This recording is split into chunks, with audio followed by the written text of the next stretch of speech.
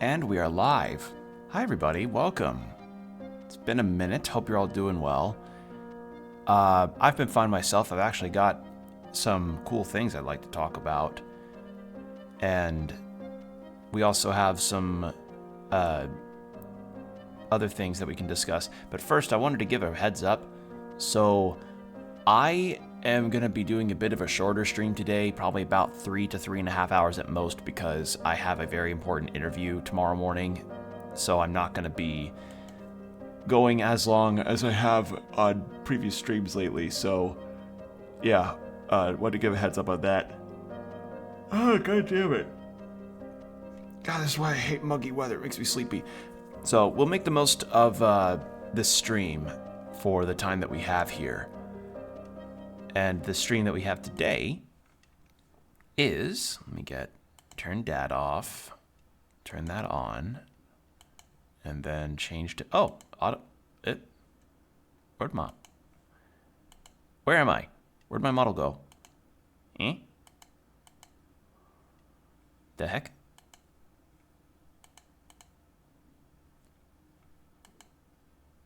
My model just vanished. Where the hell? How did that happen? That's the console capture. How did my model vanish? Huh? Let me try and turn that off and back on, see if that fixes it. Will that do it?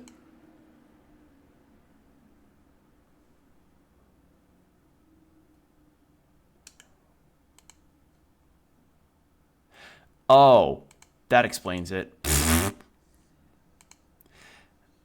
Game capture was on. I changed the PNG source to Esoteric Ebb on accident. Oops. Okay, I'm alive. All right, I'm back. So yeah, we're playing some more Esoteric Ebb today. So last we left off here, we had we were at the Drunken Sphinx, and we had gone through a large number of misadventures with Snell, one of which involving a really, really piss-poor assassination attempt that left me with a point of exhaustion. And then we managed to make it to Waterlane and to the Drunken Sphinx because the guy that we were going to seek permission to enter the tea house won't be available until in-game midnight. So we're passing the time, and we talked to the patroness of the bar that we're at, and she kind of gave us some insight about some characters that we were learning about, like a paladin that's apparently a real shithead.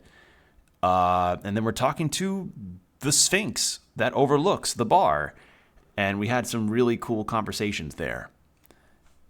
Besides that, let's see, what else did we do in this game last we played? I wandered around a lot, but it was mostly just trying to pass time until I could find the place that I was supposed to go to get permission to enter the tea shop. We did learn that apparently, finding somebody called Frank, son of Frank, is easier said than done and more hilariously funny sounding when you're trying to bring it up in casual conversation. So that's really nice.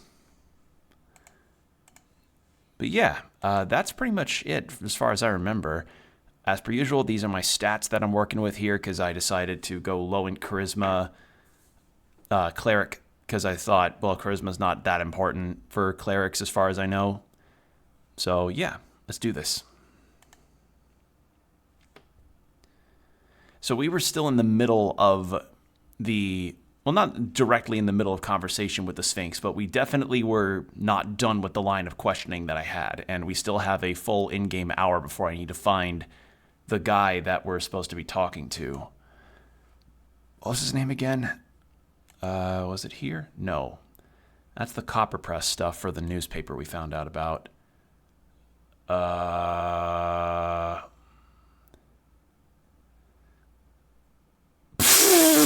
Oh, that's hilarious. I have the ability to ask who they're, what party they're voting for, and I will unlock a thing here if I do that enough times. That's really funny. That's the missing paladin one. It was Darrow, Coin Lord Darrow. I was supposed to get permission from Darrow to enter the tea shop to investigate the explosion that caused it. And the reason why I'm looking for this Frank, son of Frank, is because he is a witness to the explosion that, you know, he's either in Waterlane or somewhere else in Norfolk. So that's where we're sitting right now with all that. Okay, this Birdman. Oh, yeah, there was another guy who was like a drunken Birdman person. Or no, he's the patron of the tea shop, I believe. But we still need to even enter the tea shop first to gain an idea of what happened. So to do that, we're passing the time.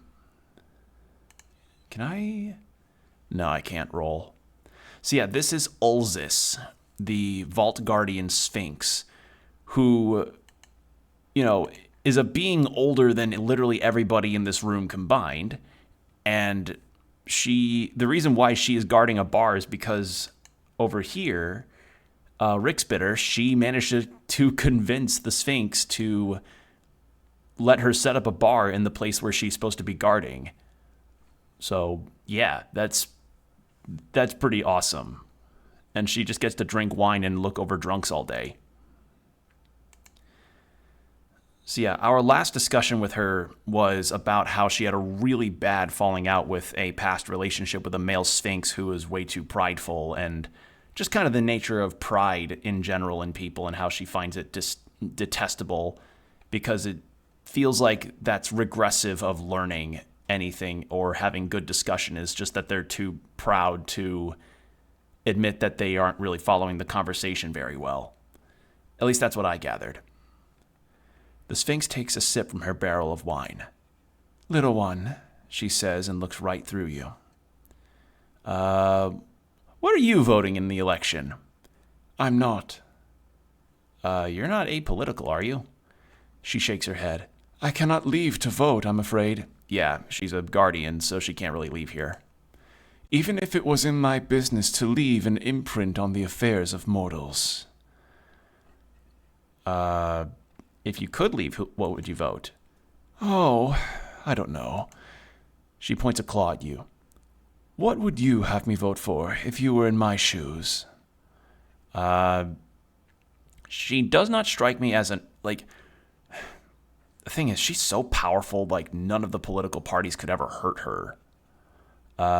Nationalists, they will uphold, fuck the nationalists, like, Free Striders, Asgals, Glorious, I'll lead the future as Wizard God King. I'm going Asgals, and Equity for All.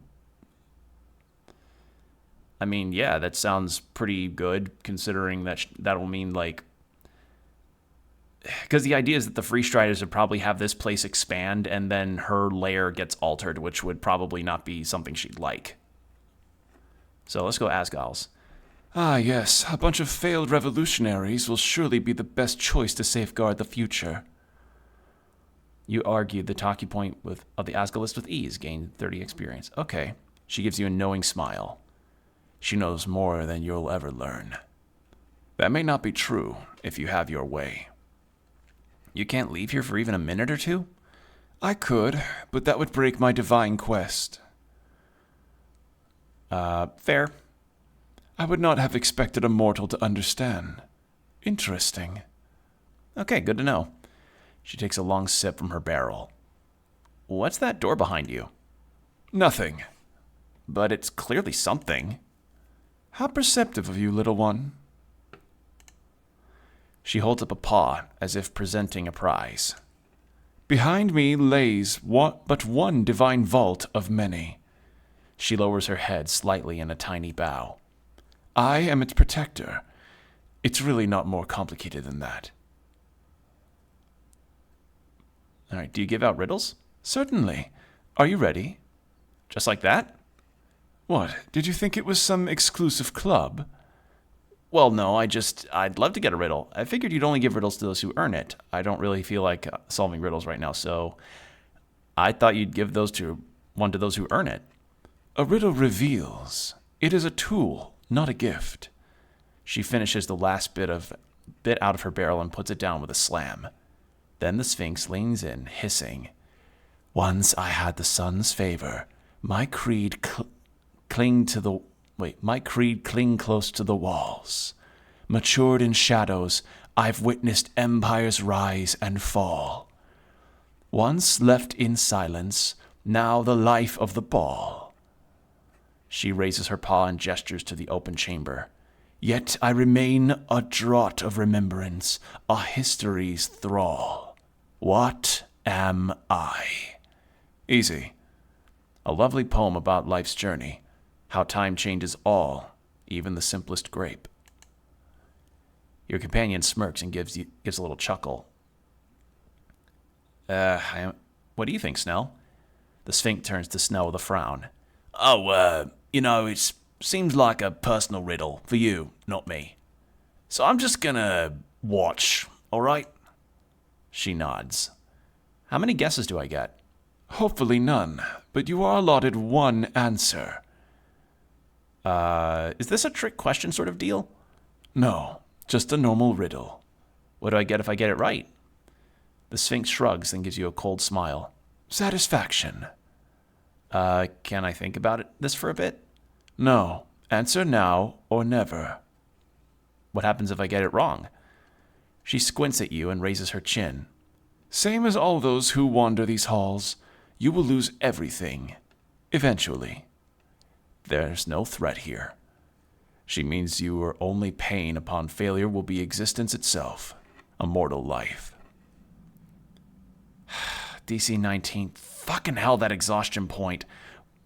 Why'd that assassin have to hit me then? Alright. Hopefully the stream title doesn't mean I'm prophetic in all this. I was too prophetic in picking my stream titles. Motherfucker. Every goddamn time. You really can't make this up.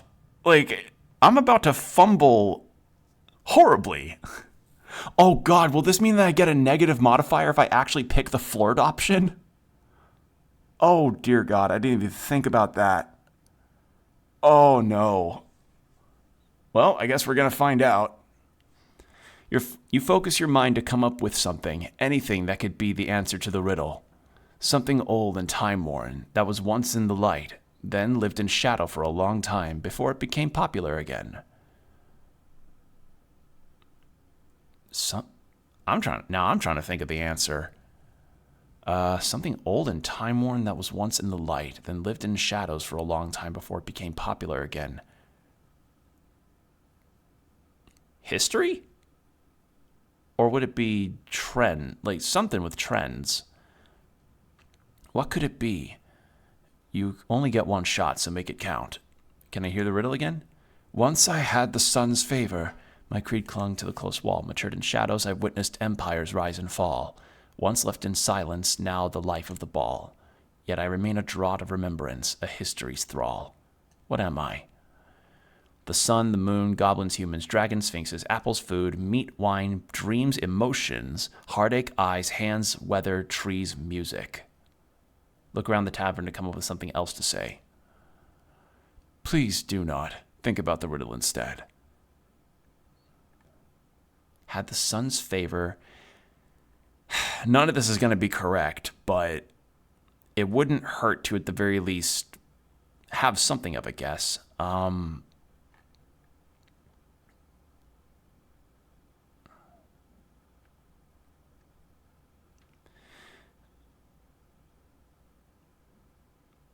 It wouldn't be the sun or the moon. And it wouldn't be any of these other answers. I'm thinking either music, dreams, or emotions. I'm thinking emotions. It's not going to be right, but give a best guess. The Sphinx gives you a frown. No, that is wrong. Yeah, it's fair. I didn't really pay attention.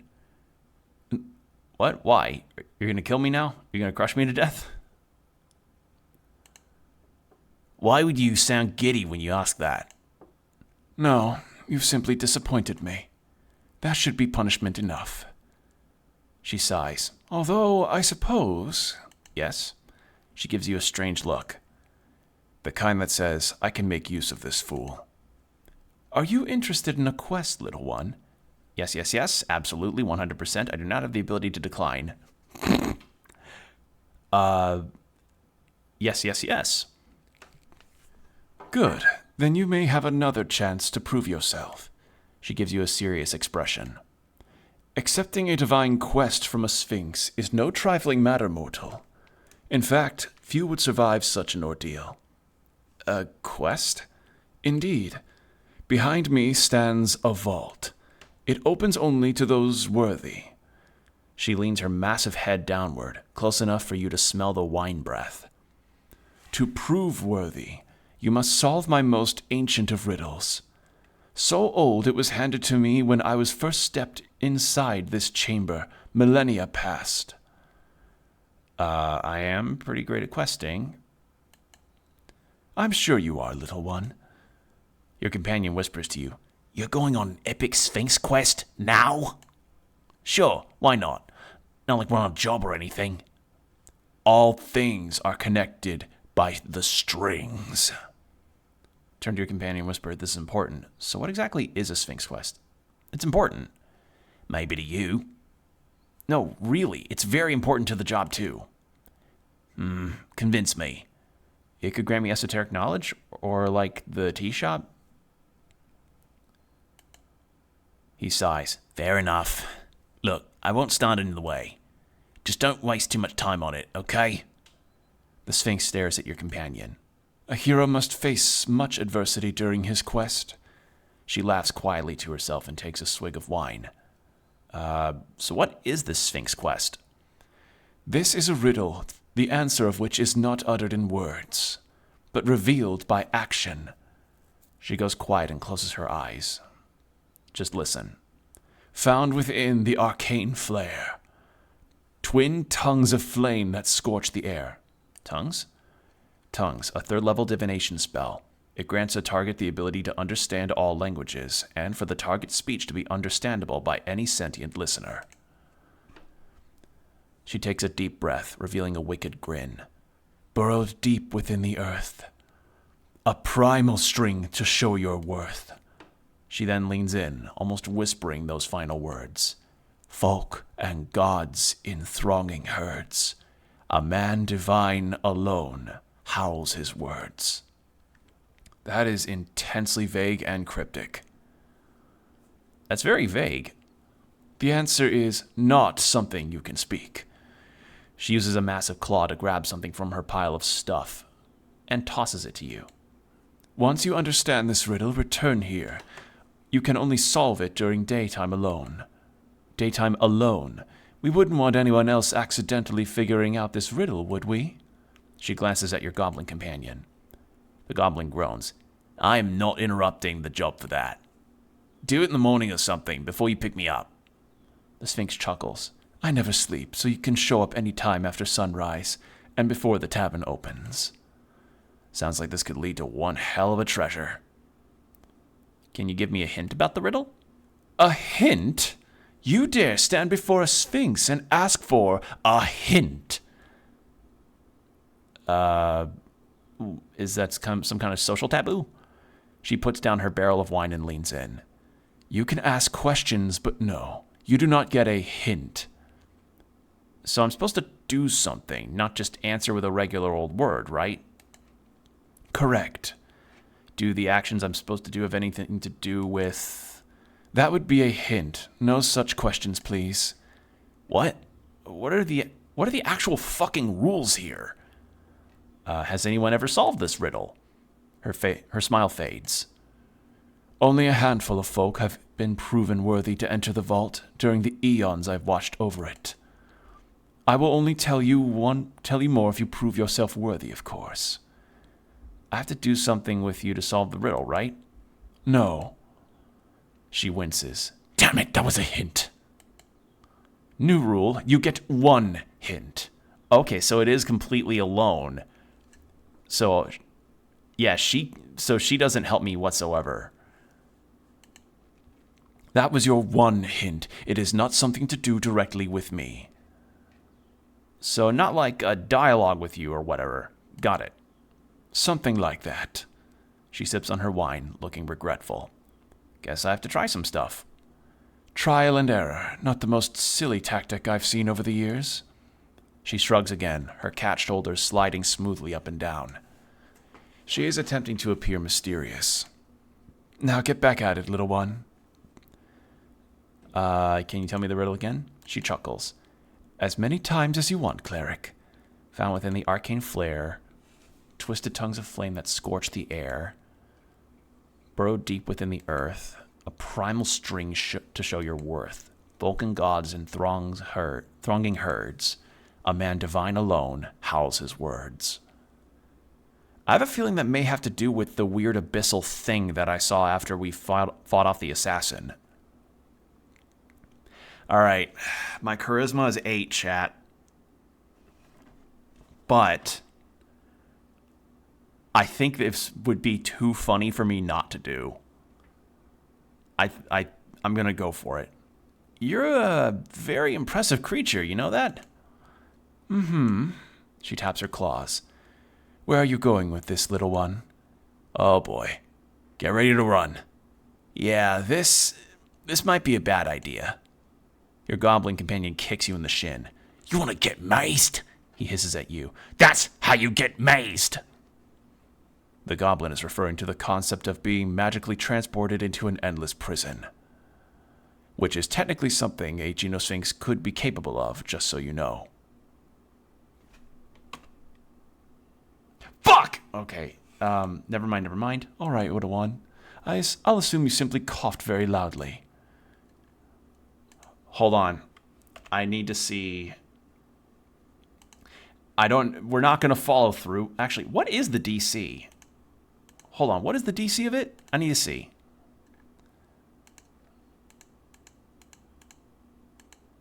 Skip through all that. 26! You listened well about men. I'll come back to this another time. I think the DC can get lowered, and it can lower again once I get my exhaustion point off. So I think I'm going to do that. Were there anyone else? I don't think there is anyone else. Well, that definitely passed the time, but not enough to do anything, unfortunately. I also gave money to this bard, but unfortunately, I can't really talk to her too much now. Have I spoken to you? No. Raz, bow for hire. God, my charisma's ass. He wants to kill you. Cool. Okay. Sure, let's talk to him. The scent of smoke fills your helmet as you approach the hooded goblin. He takes a drag from the pipe, his rough face illuminated. He is glaring at you. Didn't I see you at Pillar Crossing? The hooded goblin does not reply at first. Then he just looks to Snell with a foul frown. I see you're getting more cran by the day.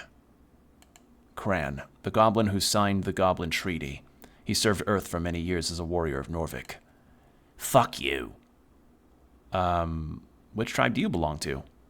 You hear him clear his throat slowly. I'd suggest bothering someone else, human. You know this guy, Snell? Sure, that's Raz. Ignore him, he's not interesting. The hooded goblin lets out a cloud of smoke. Listen to your pet, cleric.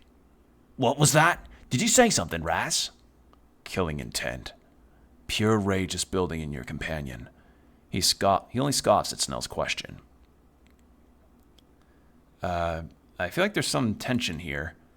Both of them just quietly glare at each other. What do you know about the tea shop? He doesn't know shit. The hooded goblin laughs. Need help, huh? Figured. Also, ad break starting in 5 minutes, heads up. Are you, so you'll help? Nah. Now fuck off. Your companion turns to your mothers. God, he's such a fucking cunt. Jesus, immediately. Did not expect that word drop. Holy shit. What are you voting in the election? None of your fucking business, human. You have to tell me I'm the cleric of Norvik. It is my business. Okay, look sad. Okay. Yeah, Know your place. You hear him chuckle. Fucking asshole. So who do you work for? Why would I tell you? Why wouldn't you? Is it embarrassing? Do you work for, like, Viskin or something? The goblin freezes. No. What? He does. Wow. Yeah.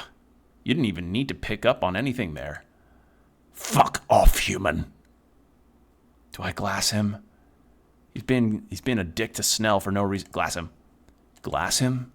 That is some very vague intent, even by your standards. You grab a half-filled glass from the table as the goblin watches your movements slowly. That's his drink. You should put it down before he gets mad. Your companion gives you a careful look. He wonders what the hell you're about to do. Pour the alcoholic content onto the floor. I think that's worse than smashing him in the face, because I have low DC anyway.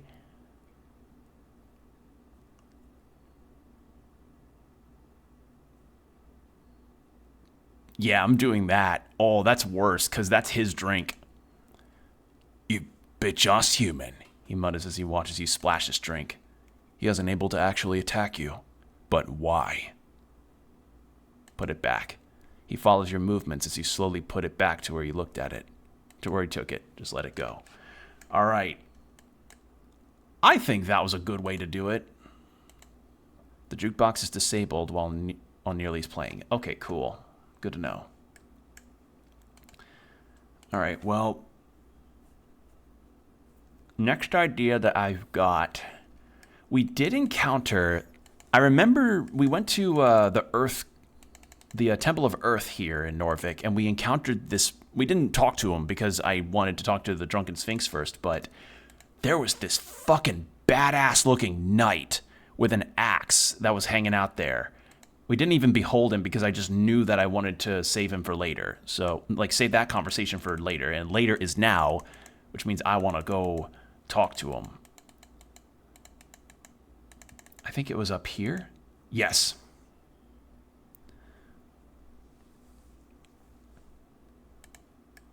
There you are. Oh, you look fucking cool.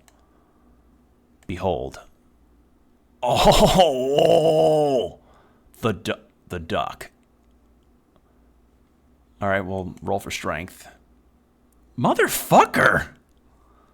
That's a dirty one, too. Man, I really need to sleep. I'm piss poor on my rolls today. Nothing. Shit. All right, well, is there anything... I don't know if there's anything I can do to get rid of my exhaustion. So we've got newspaper...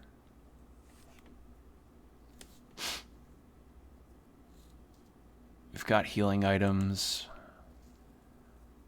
Hard to read test. Gnome Starter Guide to Esoteric Memorization.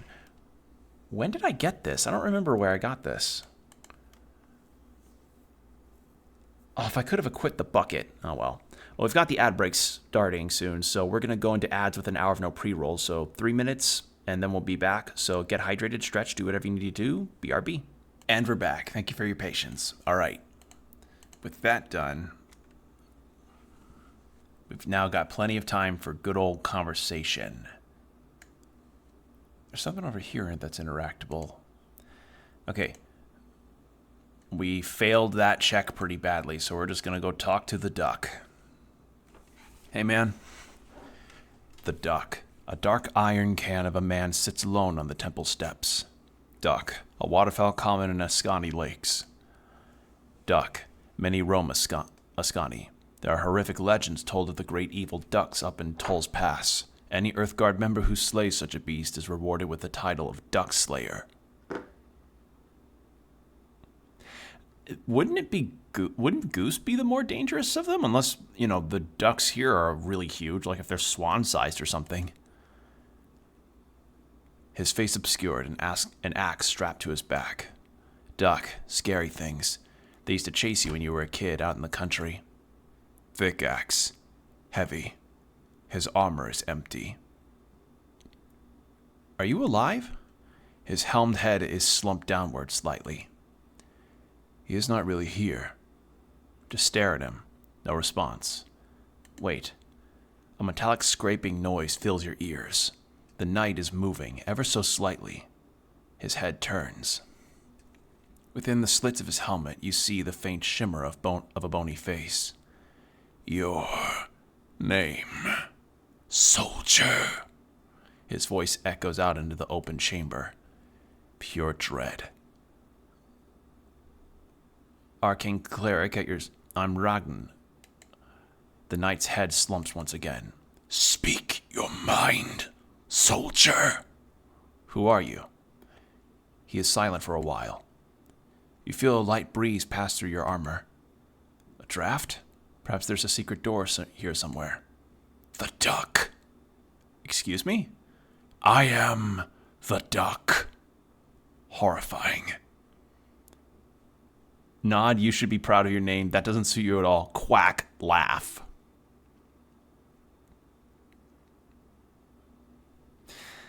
I could be funny here, chat. I could be funny. But I didn't see his stats. This fucker looks serious. You should be proud of your name. The knight does not respond. He does not wish to share more. Are you Lord Gorm? No. I see. I'm looking for Lord Gorm. Have you seen him? No. A truth. Alright, well, it's the best I can do on that one. How do I open the gate down the stairs? I have the key. Oh, can I have it? No. You are too weak for that. Who's he to judge you?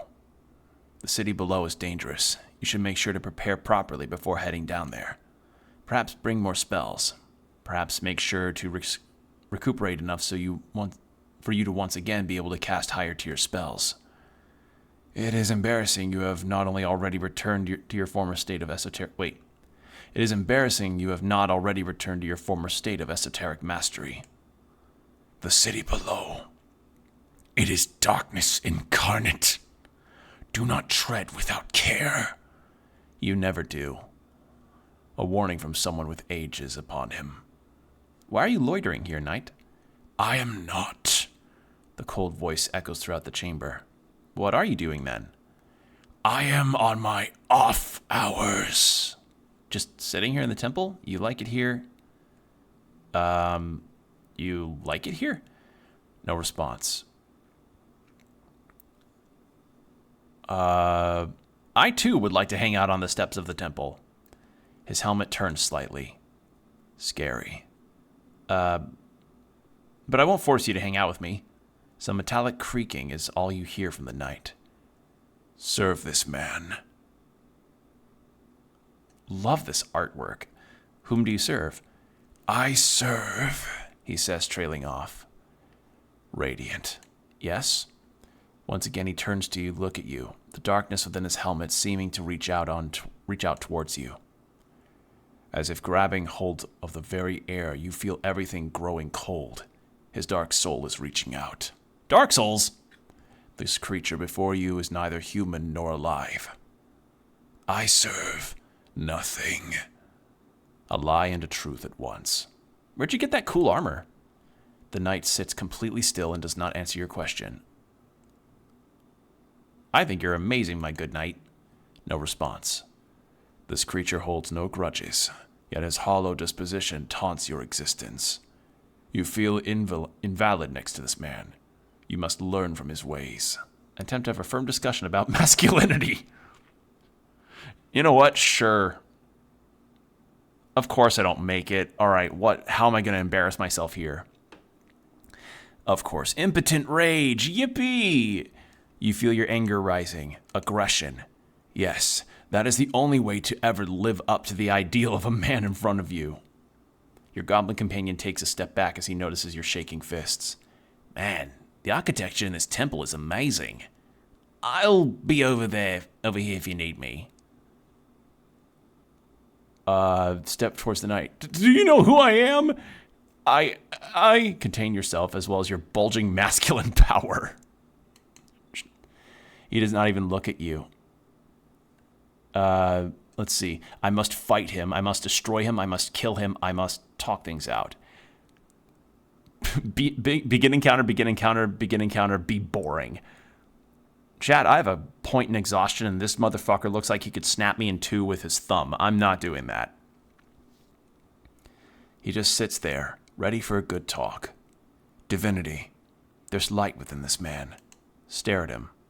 The knight shifts slightly, his armor scraping against the rock. Breathe heavily. The knight turns to look at you through his helmet. Wait a bit longer. Soldier, your presence is unwanted.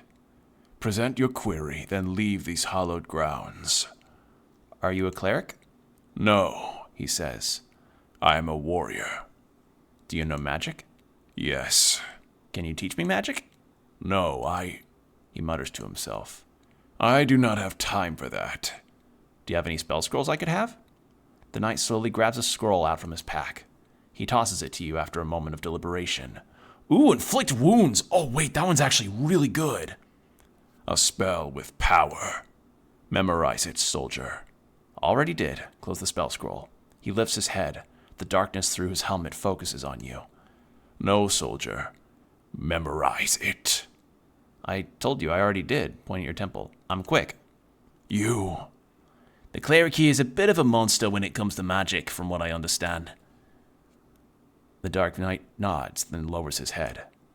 You've earned his respect. Good. Your ability to memorize spells instantly is an incredible talent. He should be impressed. How does one become a true warrior? A warrior. The knight places an iron gauntlet upon his knee and leans forward. A whispering wheeze escapes the slits of his helmet. Serve! Until the coast falls in on itself. Until Jor breaks the veil and every god rips and tears our reality into shreds. Serve well. Serve loyally. That is what a true warrior does, no matter what. The wheezing stops. Your companion gives you a horrified glance. What if you serve someone evil? He shakes his head slowly. Place not the choice of morality into the hand of the one who swings the axe. Truth of alignment lies entirely within your God, soldier. Do not forget that. He lifts his hand and clenches it. Now, quick, ask him while he's got his guard down. Wait, who do you serve again? Visken. He moves his head towards you. No, that is not... Visken? The Mortician?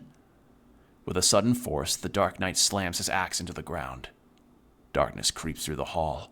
Within you. Do not speak of that, soldier.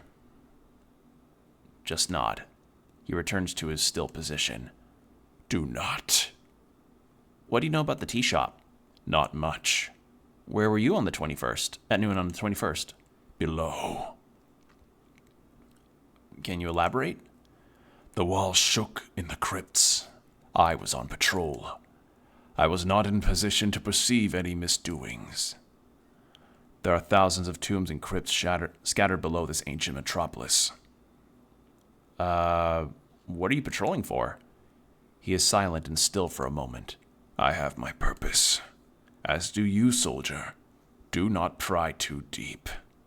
Are you threatening me? He places an iron hand on his knee, waiting for the next question. Did you see anything suspicious before the explosion? No. You sure? The knight nods slowly. Do you have any piece of info that would help me? Maybe a man dressed in yellow? He goes silent for a while. A man passed through the halls below. Civilians do not pass there. Past the crypt entrance, through the goblin's domain, into the southern caverns. That's the Flip Caverns, where gravity is reversed, below the city ruins. A man? Dark hair, silk clothes, headwear, dressed in yellow. What's past the crypts? The roots of the goblin's tree. Then more tunnels, the southern tunnels.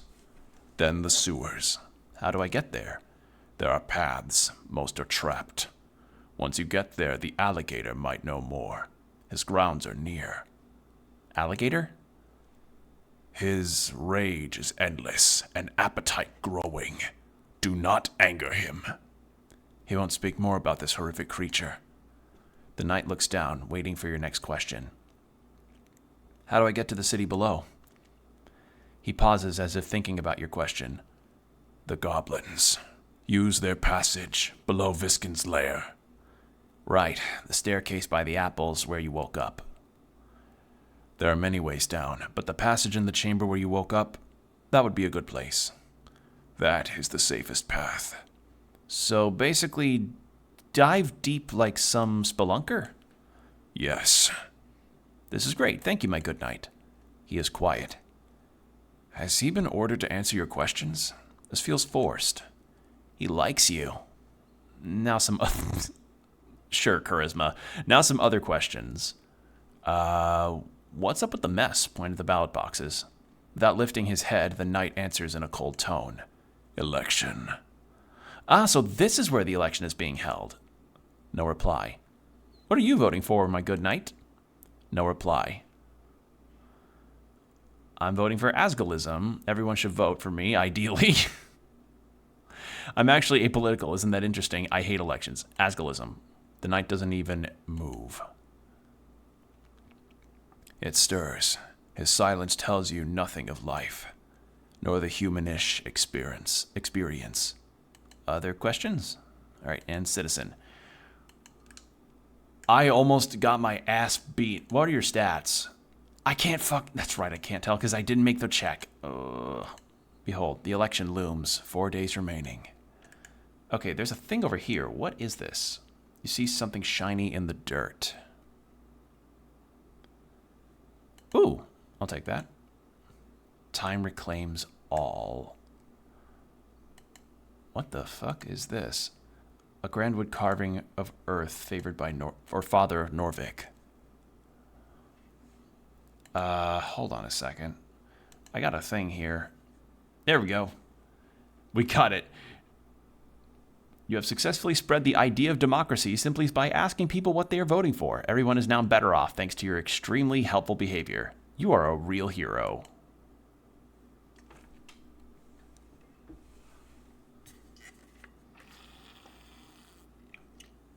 Excuse me, just drinking some water.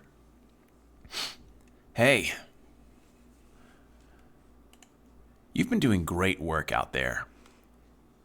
I'm assuming this is about the asking people about the election thing. Hells yeah. You know what that makes you? A herald. A democratic herald. Doesn't that sound nice? What exactly does that mean? Someone who spreads the word. Someone who gets people engaged with the democratic process. Look, this is what the new world is all about. People talking to each other, sharing ideas, debating, listening. Every conversation is a little spark of democracy igniting. And you? You're fanning those flames. So here's the thing. All that talking, it's energizing. When you engage with people about what matters, when you get them thinking, discussing, caring, it fills you up. Makes you feel alive. Tell me more about Democratic Herald. Every time you ask somebody what they're voting for, you feel a surge of vitality. It's the excitement of democracy in action. Democratic Herald, you gain 1d4 hit points every time you ask someone what they are voting for in the election. That's free healing. That's pretty nice. So here's the thing.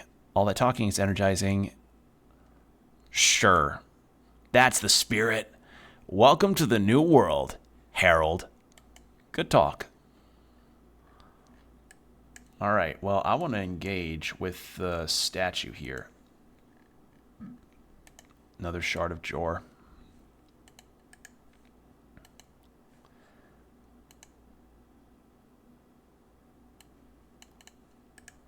Yeah. All right. You stare at the wondrous wooden carving. However, you also notice a message carved into the base of the art piece. This was not of the artist's intention. It says, Goblin was here.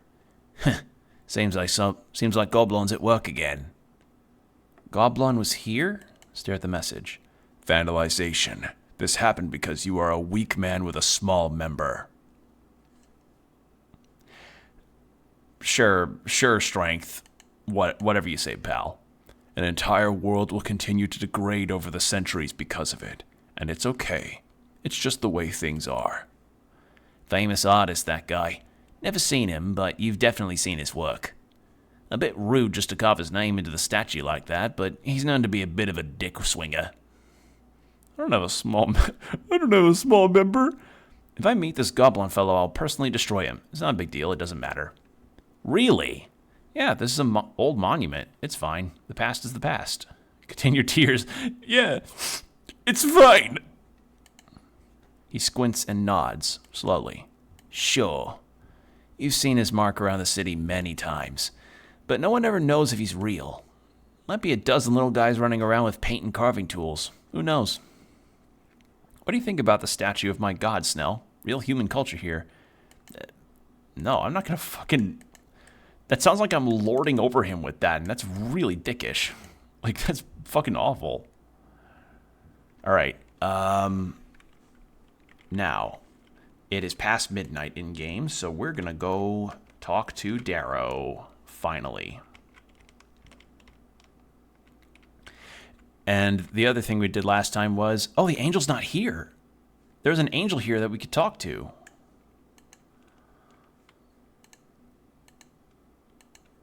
Did I not trifle with this? I didn't.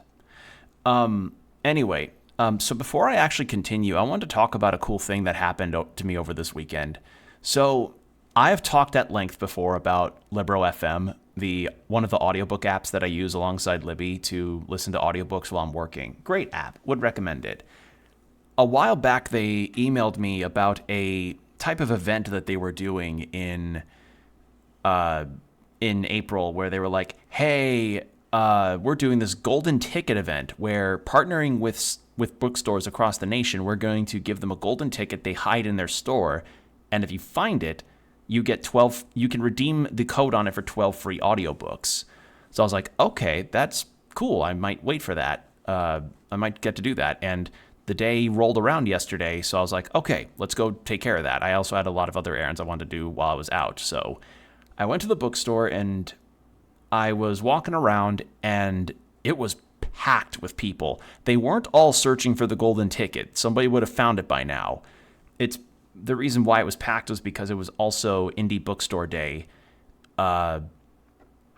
which meant that people were there to support the store and also get discounts. And also, they had this promotion going on where you bought $50 worth of stuff, you got a $5 gift card.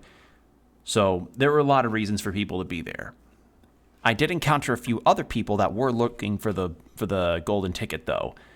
And I was just checking around the books, kind of seeing, and I also caught myself a couple things. I got a couple books. I got the first volume of Witch Hat Atelier because I want to collect that manga physically now. And I've read the first volume, but I want to collect it physically now, since apparently the anime is living up to the expectations.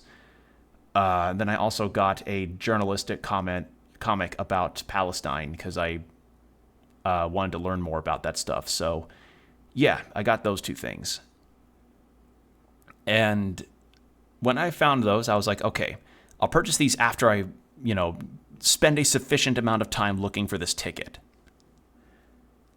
I search around, I'm looking in areas, and at first, no hint is given whatsoever. It's just go in and search.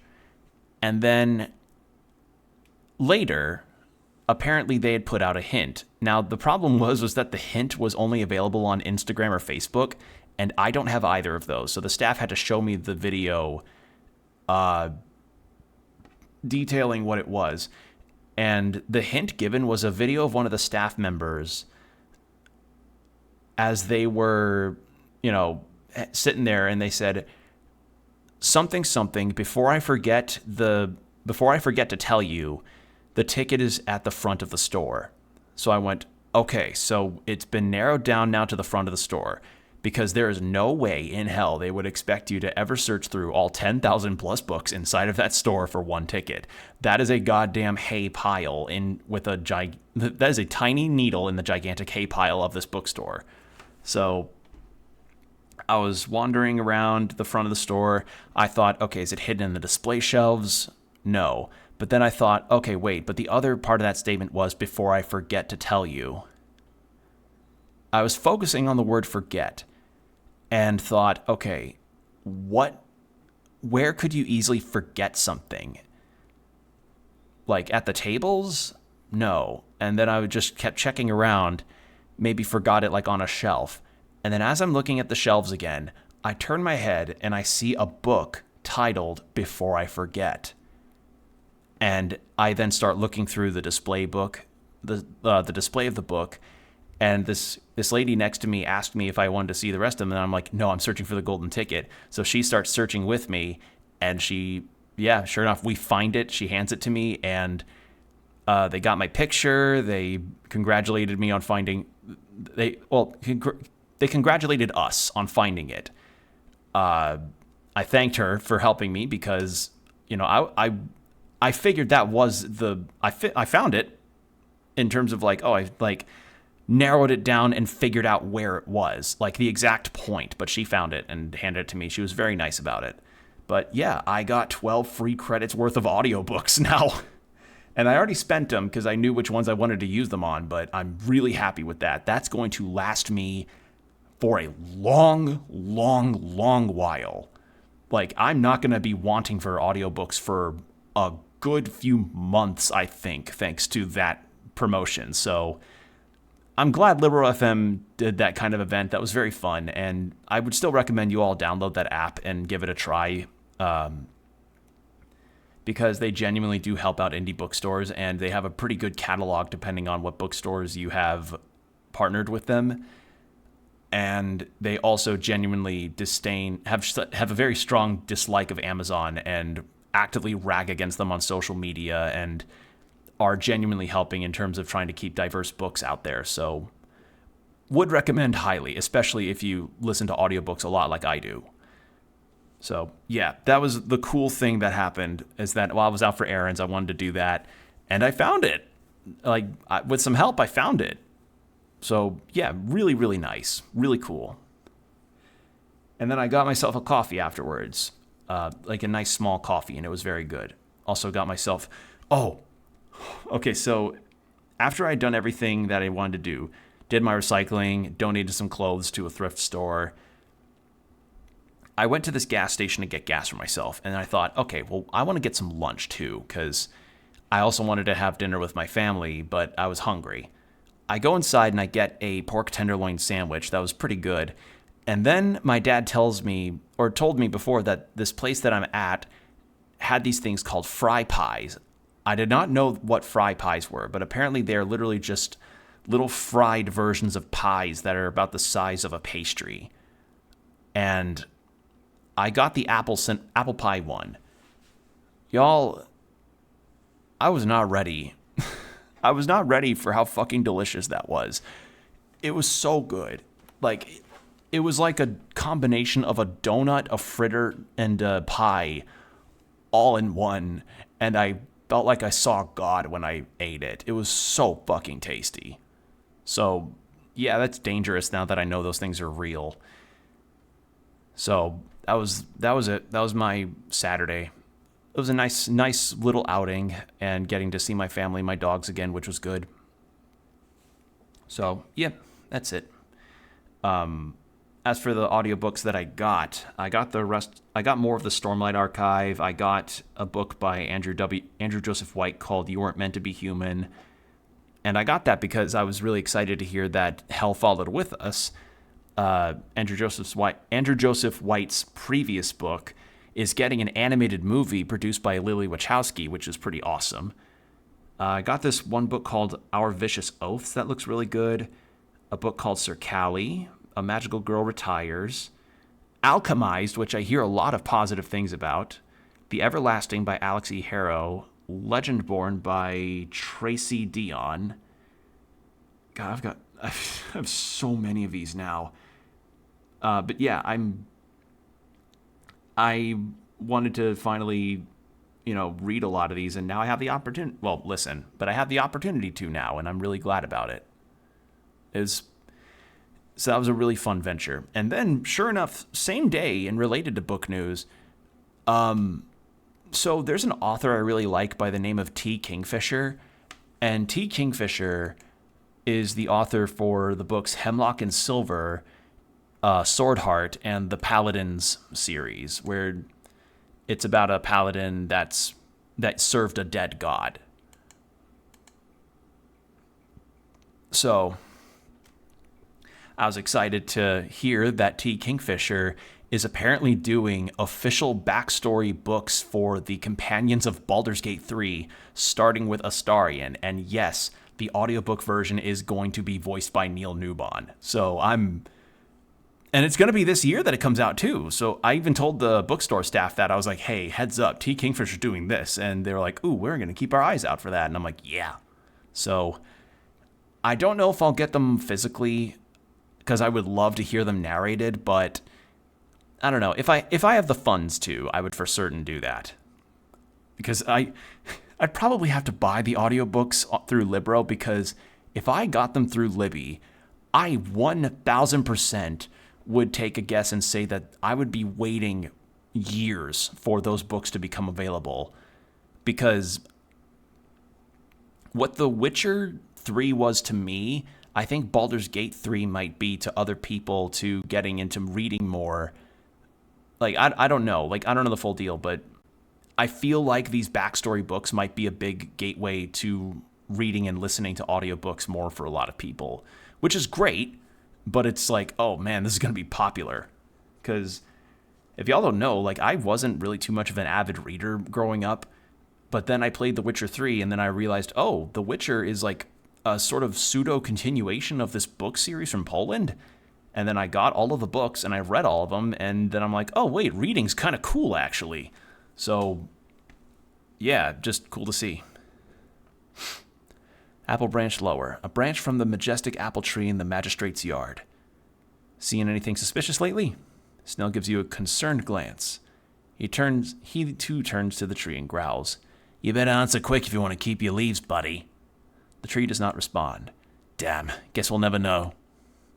If you truly think this tree knows something, you should get in touch with the primal magics. Primal magics, said to be the earliest and most feral types of magic. How do I reach those apples on the roof? You would have to use Mage Hand, of course. Mage Hand, a common arcane cantrip, can be used to grab things from afar. Very useful.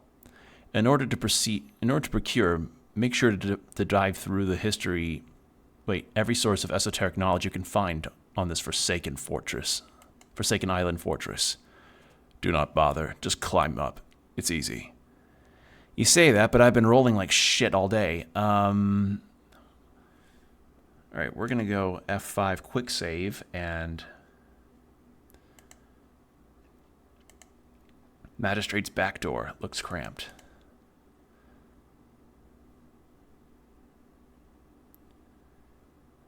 That must be him. Behold, Magistrate Nicholas Darrow. Charisma. Oh, no. Okay, we get one piece of info.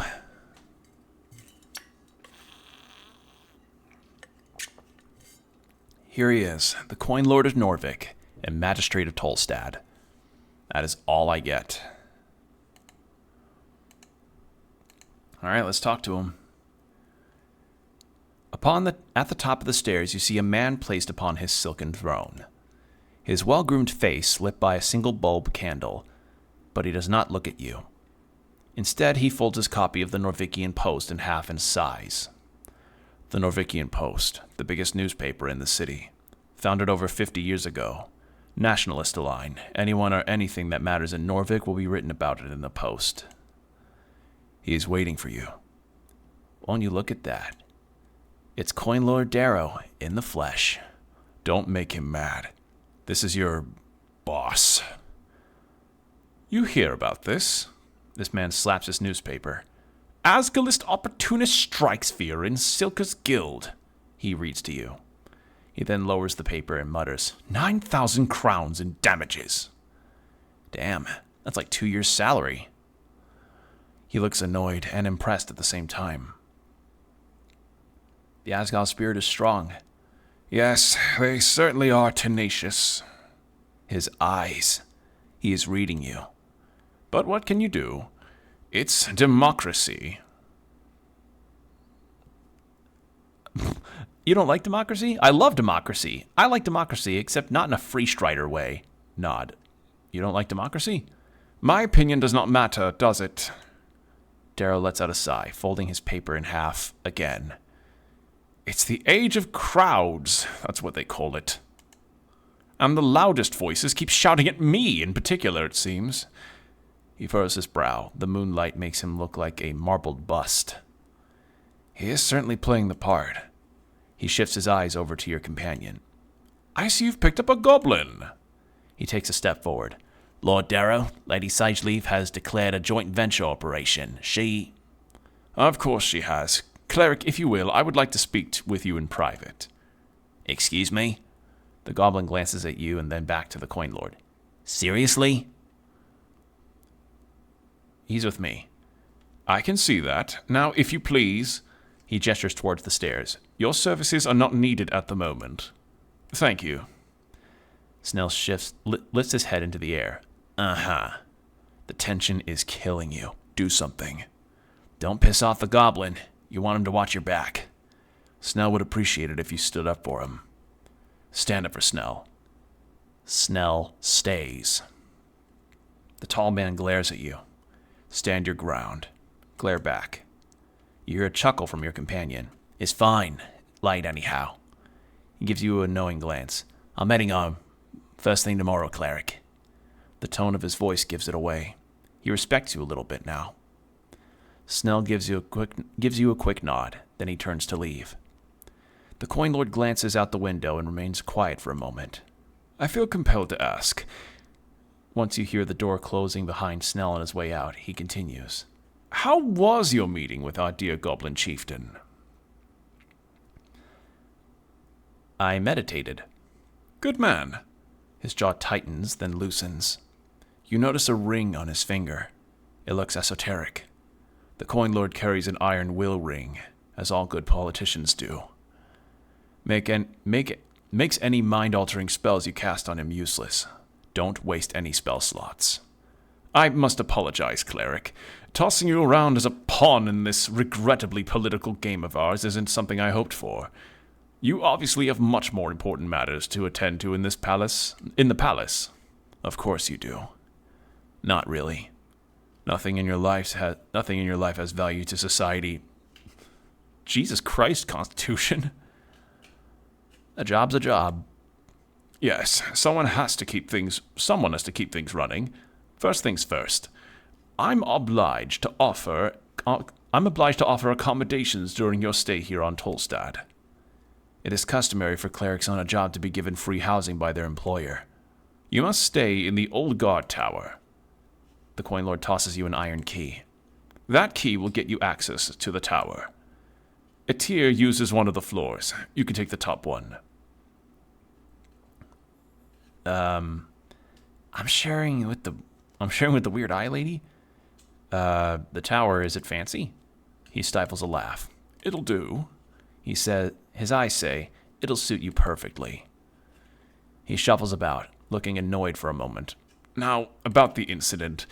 As soon as the fires were put out, I had city engineers inspect for structural damages. He speaks of the tea shop. Once it was cleared and had no casualties were reported, I shut it down. Without an investigation? Initially, yes, as a precaution. The reason why we've been so careful with this whole ordeal is simply because we do not want to cause more strife. We've got enough of that already, Earth pray tell. Suddenly you feel how very tired this man is. And his breath smells funky. Did you notice what he said? Your real job here is not to solve this crime. Your real job is to dodge arrows from the magistrate. Dodge, the act of not getting hit. You should try it. My stats are mean to me. What's your theory? This matter with the tea shop is one big distraction, I'm afraid. So it's just a smokescreen? Well, my purest guess would be someone with access to arcane artifacts, or at worst, a rogue spellcaster. Someone who could benefit from scared goblins and angry Asgals. So, A radical. Not a bad guess. However, he is clearly attempting to not place focus on any real powers in the city. yeah, because if that ever came out to not be true, then they'd turn to him and go, well, what the fuck? You told us that you thought you knew this. If a party was to blame, that would cause a headache for him. That too. Like, it'd be a headache no matter what, but especially if, he claims that somebody did something and then it turns out they actually didn't. Strife? It's election week, cleric. We've got illegal rallies, copper presses full of lies, and a populace ready to tear their neighbors into pieces. If the city is to survive, we need to play it safe. He rubs his eyes. Then we've also got a tired old Lord Patriarch who hasn't left his villa for years. Yes, Lord Patriarch Akisam. He is old, but he is hanging in there. That leaves us in charge. We the people? No. Me and you? No. You and the magistrates? Yes, cleric. We, along with the straggling patriarchs and other palace officials, hold the reins in this election. For the party of Norvik. Trust me, it's not easy being a magistrate. Buddy, you've got a fancy-ass looking... You literally have an angel acting as your bouncer. Anyhow, the tea shop. He gestures for you to continue the conversation. What information do you have? Aggressive spread of fire. A loud explosion. Militia run across the halfway bridge and put it out. He looks out the window. The owner is missing. But no one got hurt. Got it. Keep him talking. You need more info before you ask about the tea shop. Well, it might be smart to go for the tea shop question straight away. Who knows how you'll fuck it up if you keep on asking questions. You require information. Ask. This is bad. He will own you. Is that angel your bodyguard or something? More or less. Atir is a high prefect. Not perfect. Atir is a high prefect. Every magistrate gets the highest tier of protection available. High prefect. Few hold this title in Norvik. It is given to great warriors of Earth who serve the palace closely. She's not much of a talker, but I can't say I dislike it. She's lovely. You hear that, Atir? Darrow calls out down the stairs. Yes, magistrate. She replies coldly from below. The magistrate shakes his head. Earth be good. Is the missing paladin involved? Is that what the papers call him now? He laughs. Lord Gorm has been missing for weeks, so I'm afraid the timeline doesn't quite add up. He shakes his head. If you find him skulking about below, you can ask him anything you want. Just let him know he's been kicked off the campaign, okay? He sounds pissed. Paladins would often delve too deep into the tunnels below Norvik. It's tradition, really. If you find him, perhaps there will be a reward.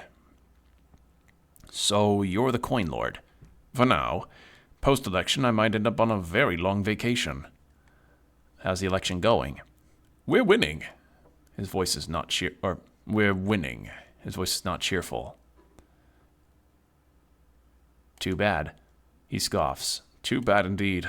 We've got a third of the populace. A third. That means we've already lost the goodwill of a large portion of the human population, according to the latest polls. The campaign is a half failure, but it'll get us over the finishing line. What's your problem with with Asgalists? You're kidding. He laughs. They've infiltrated every guild. Their rally circus causes near riots wherever they gather up.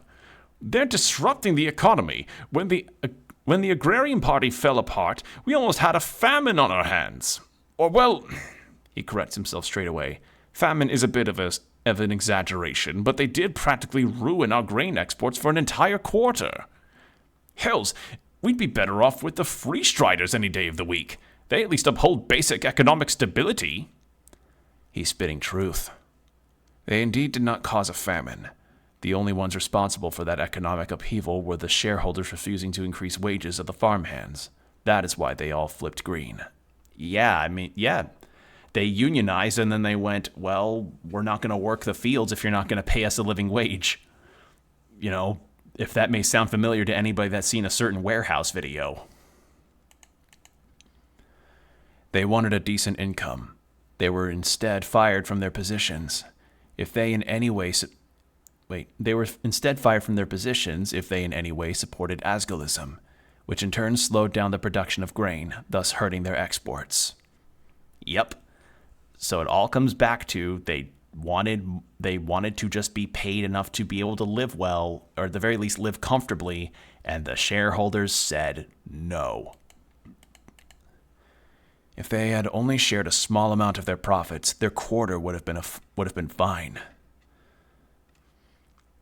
What sort of chaos is the election brewing? All kinds. The campaign?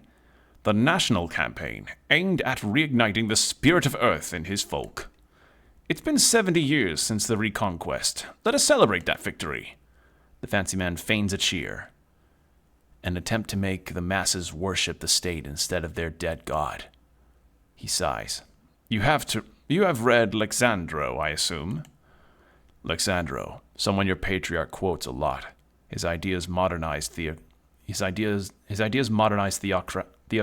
and reeds, reviving them towards the end of the arcane era. Of course. Don't answer. He doesn't seem to notice your silence. The fellow wrote a book about nationalism, following in the footsteps of dead gods. We followed his teachings when building the campaign. A campaign to bridge the gap between a follower of Earth and a citizen of Norvik. Sounds like fascism to me. Indeed. That was the term Alexandro used. Horrifying. So he's just straight up, not hiding at all that he wants. So the idea is he wants people to worship the state using Earth Guardian or using Earth Divine scripture as a means to, I guess, bridge that kind of gap between believing in a god that founded the city to believing the city state itself and saying the city is not wrong ever because it's divine writing. Oh man, that's fucking festering.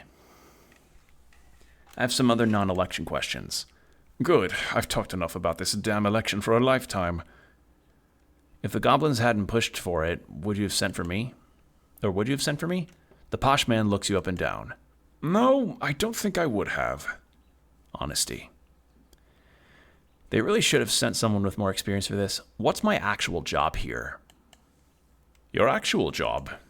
It's to do what I ask of you. He's getting tired of this. Look around the rubble. Ask around for witnesses or evidence. I want you to keep the goblins happy. Do that, and I'll be happy. I need access to the tea shop. If they sent for somebody with more experience, then that could be that he'd uncover... Whoever they would have sent instead probably could have uncovered it really fast, and then that would have been bad for the magistrate because then that's people still going against him. Or the goblins would, be back against him somehow. He snorts. I'm afraid your being here is a bit of a perfect storm. We needed someone with the abilities, but without any direct ties to the campaign. He leans back. Did you know every higher-classed cleric in this city is actually a devoted member of the Nationalist Party? Except you, apparently. Because of your history. I don't mean to pry, but I do wonder... why? The truth will set you free. I was arrested during an Asgal rally once, so they wouldn't let me join. I like to stay neutral. I think they're intimidated by me. I'm a failure and disappointment, my lord.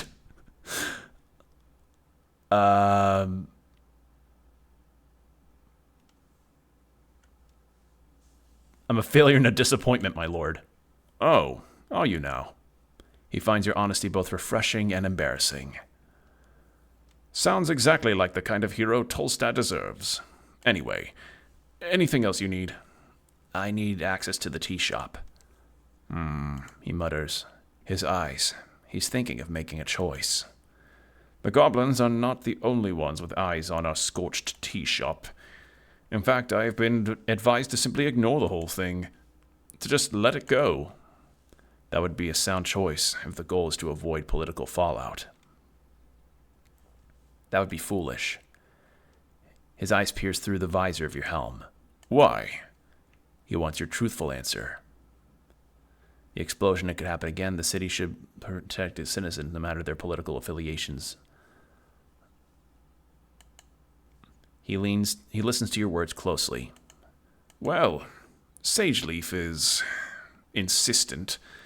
He sighs and looks out the window. I'm in a difficult position, cleric. Do make it easier for me, will you? You want me to help the goblins? He speaks with a projected voice and says, I want to be able to trust you. He interrupts you, continuing. Trust that you'll be able to keep this on the down low. He fears something about this tea shop. That if anything unseemly were to be uncovered, you'd of course be... Okay, so it's not that anybody more experienced would be... Well, that probably would be still the case, is that they'd uncover something faster than I would. If anything unseemly were to be uncovered, you'd of course keep such things from non-city affiliated factions. This coin lord fellow flaps his lips like a barnacle goose, but you can follow. Barnacle goose, a black-feathered, medium-sized goose, known to consume travelers in Toll's Pass. Do you understand? Not a question, a demand. Wait, this is your chance to stand your ground. Turn the tide on this fucking convo. He's trying to steamroll me, right? Yep. Come on, stand up for yourself. He'll respect you for it. You gotta catch up. No, just accept him. You've annoyed him. Nope. You close your eyes. You listen. You listen now, you big buffoon, you. You've got approximately 1.5 seconds before this wordmancer takes control of the conversation again. So it's time to shoot your shot. Shit, you can't think of anything, can you? Nope, not a thing. Well, good luck to you. Wait, what do you mean? You're on your own now. You're not going to help out? Pfft, no way. This whole thing's fucked. What do I say? No clue. But you've been standing here quiet for at least 30 seconds at this point.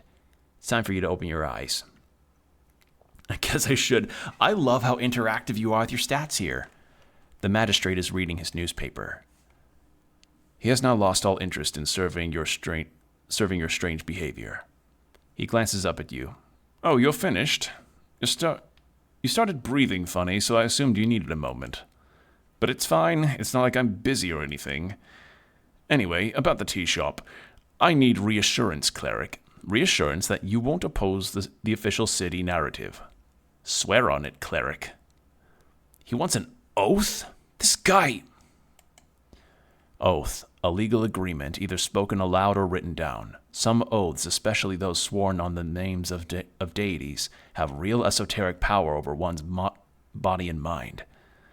They can also be broken, but at a great cost. You want an oath? If you want my blessings to investigate the tea shop, yes.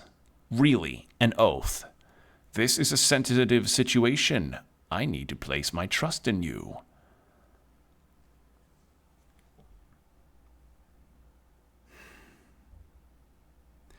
There's always the ability to find another entrance into the tea shop. No, fuck this guy. You cannot. I won't do it. I'm disappointed, cleric. He seems a bit intrigued by your reluctance, but mostly annoyed. I simply cannot grant you access to the tea shop in that case. You'll have to find a way to tell Sageleaf you cannot perform your duty. Or find another way into the tea shop. I have some other questions first, actually. Oh, do you now? All right, so I can come back and swear the oath. That's everything. I'll just go now. Uh-huh. He leaves a moment of silence in the air as he glares at you. You're really ready to go at this alone, cleric? You are aware I will not grant you access to that tea shop. I'm aware. So how do you intend to solve this, then? I won't. I'll just go cry in a corner or something. I'll find a way. I don't think you need to know that. Maybe just a few more questions. Oh, wow. Wait, already the ad break is coming up in 5 minutes? That's... Jesus, time fucking flew. I don't think you need to know that. Yes, I suppose that's true.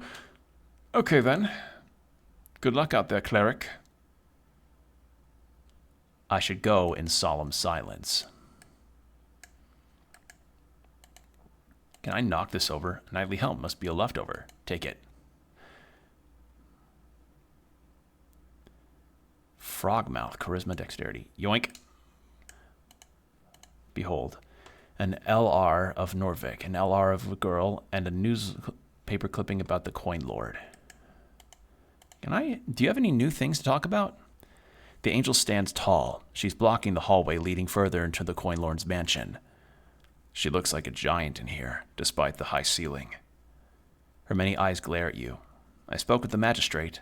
She nods. Be finishing with your business here. The magistrate will not have time again, cleric. Dara's letting me stay in your tower. Show her the key. The spinning eyes stop for a moment. Run! I am aware. Are you okay with that? She is silent for a beat. The magistrate has ordered it. She's not happy about it. I'll be going to the guard tower then. There is a bedroll on the upper floor. Do not touch anything. Listen to her. Obey. Gulp, okay. Fuck Darrow. I figured the guy would be a prick, but he is like grade A prick. Okay, we still don't have a map. All right, well, we're about to wrap up day one, but I want to see real quick. You hold up the paper, finding it to actually be a torn out page of a book. Okay, no, we already did that.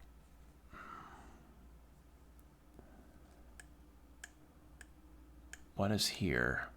Behold, a pile of ledgers covered in official city seals. You look over a thick pile of documents, each adorned with the symbol of a fish.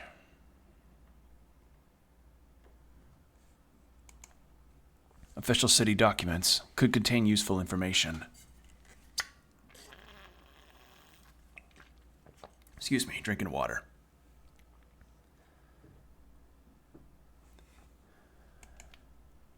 Do you see the size of this pile? It'd take hours to go through it all. Flip through and skim.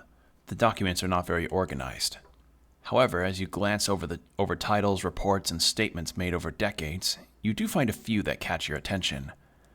Sweeping your gaze over the pile, you immediately stop at a bill of sales, a sale by the city to the Ascani Reeds Trading Company. Just lifting the ledgers one by one gives you a strong feeling of not wanting to do this right now. Go quest instead. The older files focus on the oldest. That's where you'll find interesting perspectives. Obviously, just look for any mention of the tea shop. However, be careful. Each attempt to analyze documents will take time out of your day. 30 minutes, 3 hours! Oh my god. Alright, well, we're going to hold off on that, I guess. Theology and history. There are 3 books of interest in this pile. They appear worn and broken. Open Beyond Reeds by Maria Doc Moonwatch.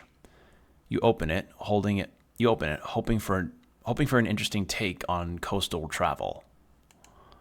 Instead, you are immediately met by a pop travel guide. Oh no. It's written by the famous freestrider Maria Doc Moonwatch, a trade prince of the Free Cities. The introduction is styled as a personal note to the reader. Moonwatch uses a very casual language to convince you of his expertise. It's also filled with freestrider propaganda. It's only propaganda if you disagree with it. That is true. That is actually true.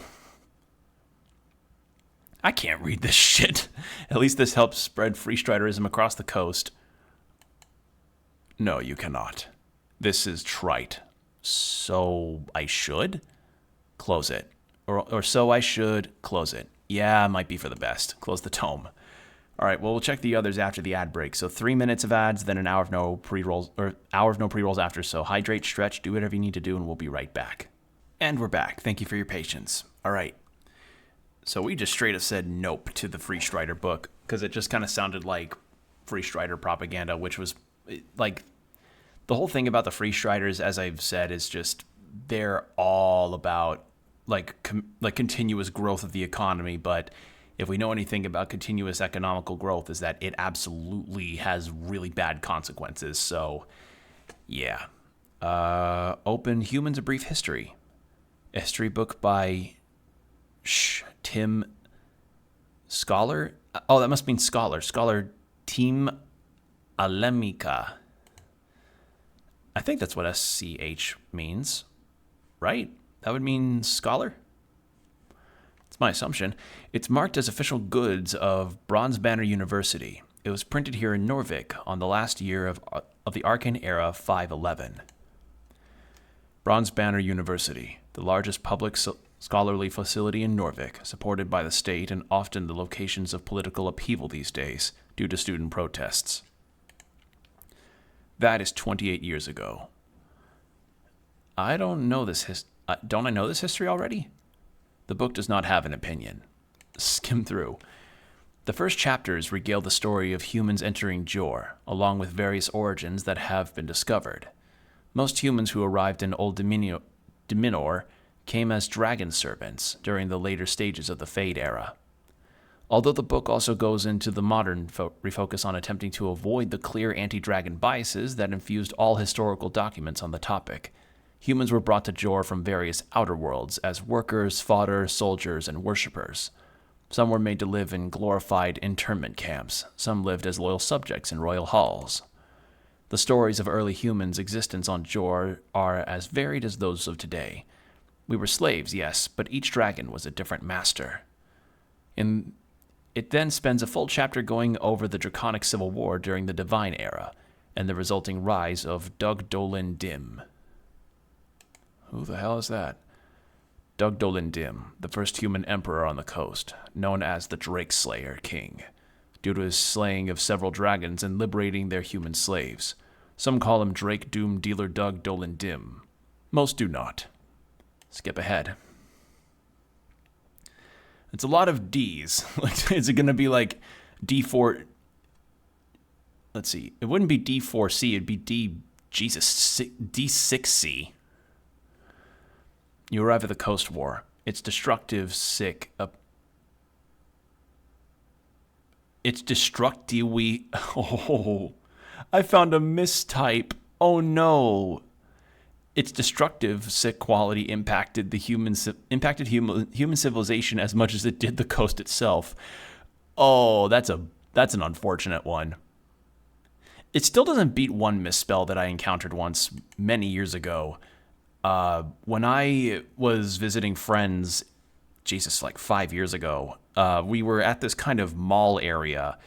And at this mall area, there was this chalk sign that pointed to where the bathrooms were. And it said, public restroom. But then my friend took a closer look and said, that says pubic restroom. And I turned, and sure enough, the person who did this fancy, truly, storybook level of intricacy on this font forgot to put the L on public. So that was very funny and really unfortunate.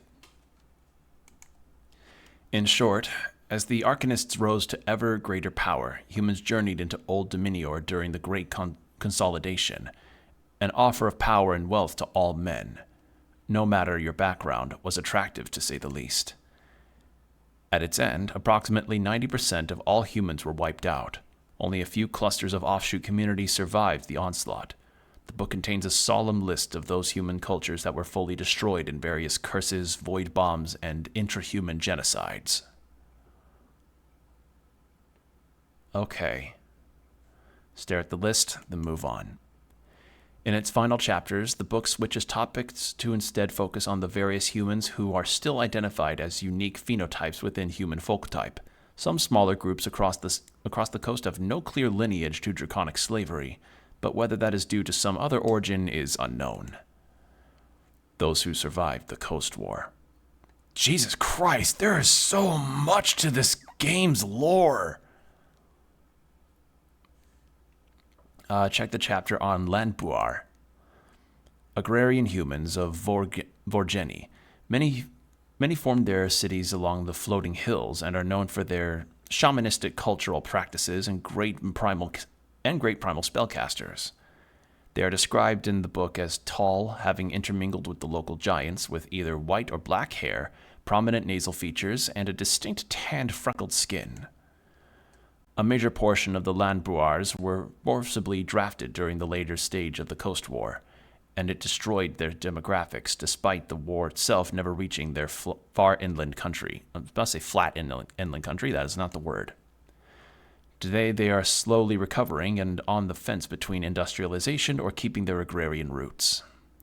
Yanzu. Known as the greatest human warriors of the Fade era, these humans were known to inhabit both Divini Torum and parts of northern Ascani during their service to the Red Dragon Esuth, also known as Men of River and Fire, although the book laments the lost spelling of their original name, which seems to originate in the same tongue as the owl folk of Divini Torum. One of the 8 bands along the coast. It is an askew plain, a slope growing into the sacred wasteland, home of celestials, birdfolk, and originally halflings, as well as the scars of divine warfare. During the Great Consolidation, all these humans either left their original homes or were forced out by celestials, dwarves, elves, trolls, and more. They are described in the book as short and dark-haired with various skin hues. Historical documents seem to indicate that those of Fire and those of River were 2 entirely separate people who have been clumped together over time, due to their similar facial features, although records indicate the 2 might come from entirely different origins of the world. Or from entirely different origin worlds. Earthfolk. Pale, generally brown-haired and tall humans, whom the book makes clear were a very tiny minority among the many people of Old Dominor. They originally appeared to have served a dragon named Bellum, but no historical sources exist of that name, beyond the oral traditions of the tribe itself. The only thing that makes the Earthfolk unique is their expertise on shipbuilding and their choice to flee in their homeland before a curse bomb ruined it forever. These people went west and conquered Ascani thanks to their god Earth, which the book does not go into detail about and instead points towards many other sources. Today, Earthfolk account to around a quarter of the entire human population of Jor. Without Earth, we would have been another name on that list of lost human cultures. Okay, how about Abalindi? Sometimes called the Blades of Blood City Bay, these humans live across the White Plains and sands deep inland in Feltyre. Feltyre, a land of elven ruins with magically fertile lowlands in between. In its center, Blood City Bay, the largest city on the coast, built out of the corpse, or rather just the head, of Gregorian. Oh, so they have their largest city is built into the skull of a god? Oh, that's pretty fucking metal. They are rare to find along the coast and are described as looking similar to the people of the mountain, dark-skinned and stout, with clear red eyes and broad noses. Famously, they run several of the greatest forges of the coast, or on the coast, having earned them a name throughout many of Feltyre's most dire conflicts, purely as arms dealers. The chapter explains how their expertise with guns especially brought them notoriety during the Coast War until the Powder Curse, that is. Okay, so they have guns here. Dominorians. The pale, dark-haired, and stereotypically gaunt humans who served the great mad drake Alganoth. Yeah, Alganoth with the plains of Inner Dominor. Or within the plains of Inner Dominor. They spawned many of the original Arcanists and make up a large portion of the surviving Redzians. God, I keep meaning to say Redzians, but that's not the word. Redzian human population. Imagine Viscan. That's your typical Dominorian. Okay. Tawalona.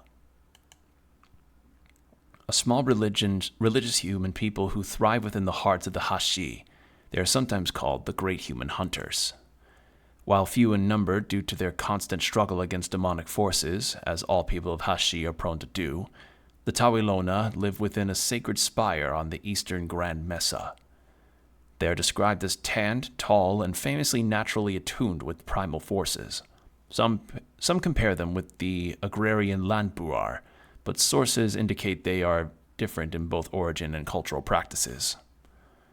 They do not struggle with demons. Demons struggle with them. And people of the mountain. These are the followers of the Golden Horde, a vast group of humans who live upon the Holy Mountain. While secretive, they have become less isolated due to the last few decades of celestial expansion, and can only today be found on rare occasions in various cities across the coast.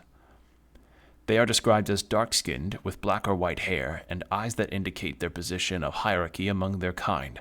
No pupils means they are an attendant. Glowing eyes means a gate lord, and dark eyes indicate that they hold a lower place upon the slope. Okay. And the Certs? Typically stout and red-haired humans who served the great Tessereldanor,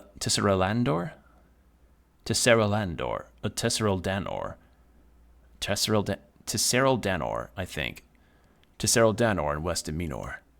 Most famously, both Calum de Minori and Doug Dolan Dim originated from this culture.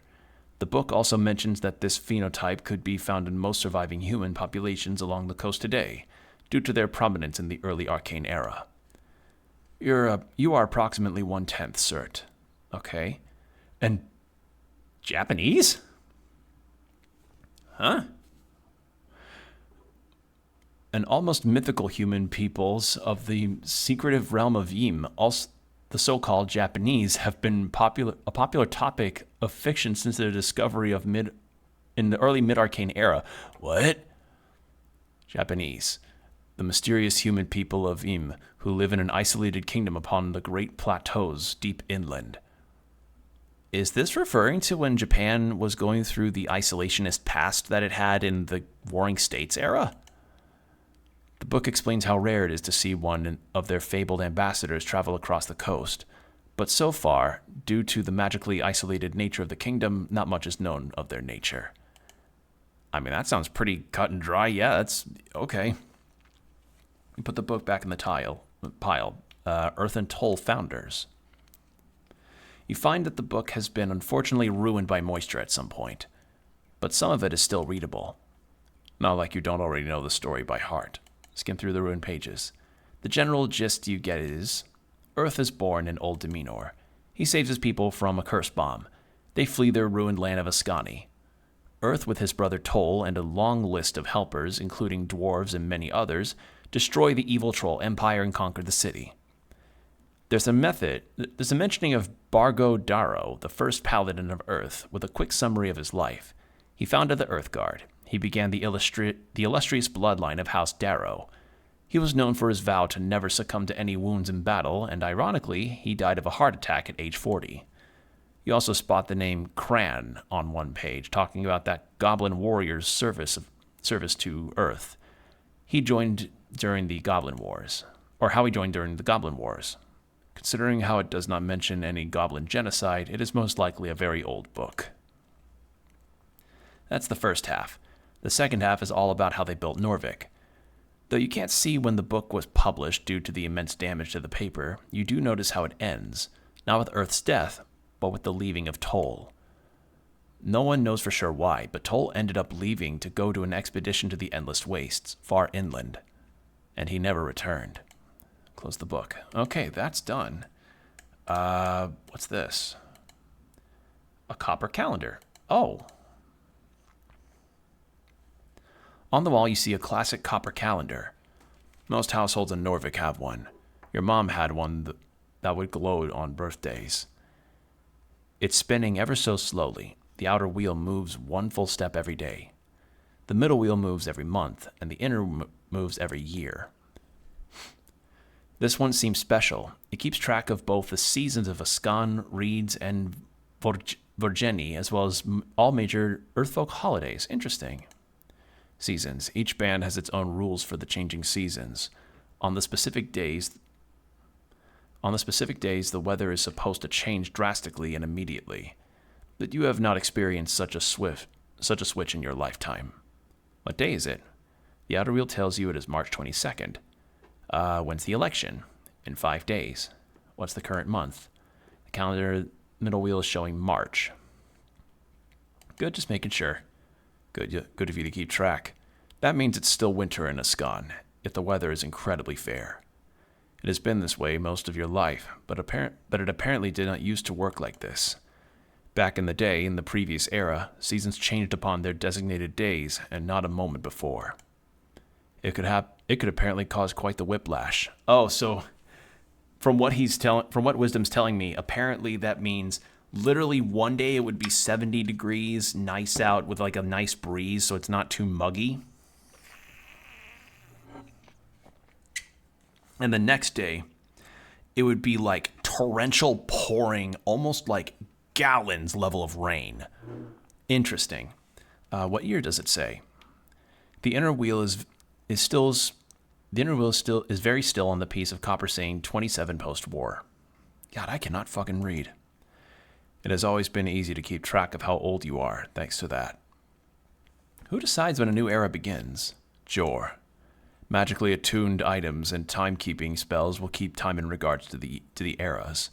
Eras which shift for reasons beyond anyone's understanding. Anyone's but Jor's, most likely. So one day all the timekeeping spells just magically shift to show a new era? Yes. Cool. It is. So it's like so it's kind of like whenever your clock will, like a digital clock like on your computer or your phone will auto-update to daylight savings time. Interesting. Since the era is just as old as I am, does that mean I'm the chosen one? No. It is entirely an unremarkable coincidence. Maybe in your heart. Who decides the names of the eras? The eras have no objective names. They are chosen by each culture differently. In Norvik, the common era is to simple folks, the Reedsian. I keep fucking doing that. The Reedsian common structure, which is Gate era, 3,000 years, Fade era, 100 years, Divine era, 379 years, Arcane era, 511 years, Post-War era, 27 years, ongoing. Post-War. The fifth and current era, only 27 years in, but often seen as an era of mending after the brutal Coast War. Many suggest it will be an era of ideologies, a struggle to determine the next dominant force on the coast. The Great Era was the earliest, right? Or Gate, rather, not Great. Yes, from the creation of the coast by Jor to the closing of the gates by the end of the Gate War. Fade Era was that time when all the ancient creatures died, right? More or less. It was the era when the powerful creatures trapped after the gates shut struggled for dominion, while losing connection with their outer gods. This was an era of giants, genies, dragons, and great aberrations. Okay, so Jor and a bunch of gods came in with their followers. Jor and his gods left, and then the Fade Era was a bunch of those followers just duking it out, trying to gain favor and or try to connect again. Divine Era is a short one. That's the feudal era, right? Indeed. While short in comparison, almost 4 centuries is a long time in the times of great change. This was when mortal walking gods ruled the coast, when great kingdoms rose and great empires conquered vast lands. Or as you say, feudalism and barbaric governments. And Arcane Era was a bit longer. That's when the Arcanists rose and fell, right? It was an era marked by man's power and corruption, when the gods' influence waned in juxtaposition with the might of the esoteric. And the post-war era has just begun. We will see how long it lasts. You will most likely not see its end. Good to know. Indeed. Look closer at the seasons marked around the wheel. You see the months and seasons marked into the copper plate. Gorgoni, Vorgeni, summer 6th. Felteni, Reedsian spring 1st. March, Vorgeni autumn 22nd. Beltan, Ascani spring 3rd. Reedsian summer 1st. Dissi, Vorgeni winter 20th. Thusi, Reedsian autumn 1st. Cronus, Ascani summer 28th. Ingarmi, Vorgeni spring 14th. Eltre, Ascani autumn 14th. Solmil, Ascani Winter 7th, Reetsian Winter 1st. It only mentions 3 of the bands. What about the rest? A list of all 8 bands would be excessive. You saw a true season calendar once. It was in the Palace Long Hall. The great wheels turned by using some of the ancient esoteric force, and every band had its seasons marked clearly on the glowing plates. A glorious magic item. My birthday is on the 13th of Cronus. It is. Do I have to keep track of this? It would be ridiculous for a grown man to not know the names of the months. Don't worry. No one will ask you to remember the months. Oh, right, every band's season shifts on different days. That's confusing. It is. But don't worry. You have never left Ascan in your life. Leva ochdoi Ascan. That is your faith. Okay, good, neat. So, looked at something else, so you do. Check out the holidays. You look at the various holidays marked into the copper plate. Gorgoni, Earth's Passing, 7th. Felteni, Fast of Tuk, 17th. Fast of Tuk, in remembrance of the tribulations of the earth folk back in the old Demenor, a feast is held. Most devout would abstain from sustenance for 36 hours in preparation. 36 hours? Holy fuck. Also, it's kind of like Ramadan, right? I think that's right. Is that it? March, Great Migration, 5th. Great Migration, the day the Earthfolk arrived on the Ascani shores for the first time, often celebrated by cleaning and preparing boats for the first breaking of the ice. But since it's no longer as cold as it used to be in March, people often head out on fishing trips to celebrate. Beltan, Blood Night 1st, 7 Silence, 7th. Blood Night, a solemn holiday, usually spent visiting graves of loved ones, especially fallen soldiers. Each day of a week, you're supposed to pray for a different fallen soldier. Thissy, River Run, 3rd, Giant's Crown, 23rd. River Run, Norvikian holiday celebrated at the start of the summer. Traditionally, a bike race is held along the River Torna each year. River Run, a good food and fresh crayfish by River Torna is served by various gatherings. The kids are supposed to run or bike along the river as the ships race each other. Lucy, Volksfeast 15th. Volksfeast, a great celebration during the short Ascani summer. Many animals are slaughtered and many treats are baked for this annual celebration. It is held on the longest day of the Ascani sun. Toll's Dance, a holiday for lovers and young people who meet up at various fields outside the city to dance through the night. You were never invited to one. Wow, we really suck. We really just suck. Phoenix Watch. Phoenix Watch. On exactly 28 days before Ascani autumn, a phoenix passes over Norvik going inland. For an hour, the intense light turns night to day.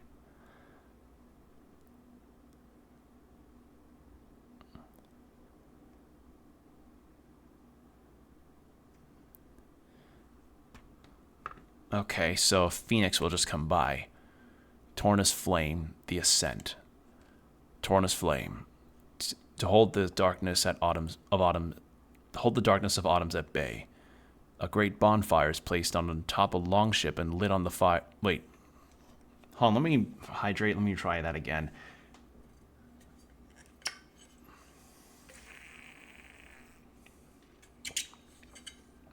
Okay. Torna's Flame.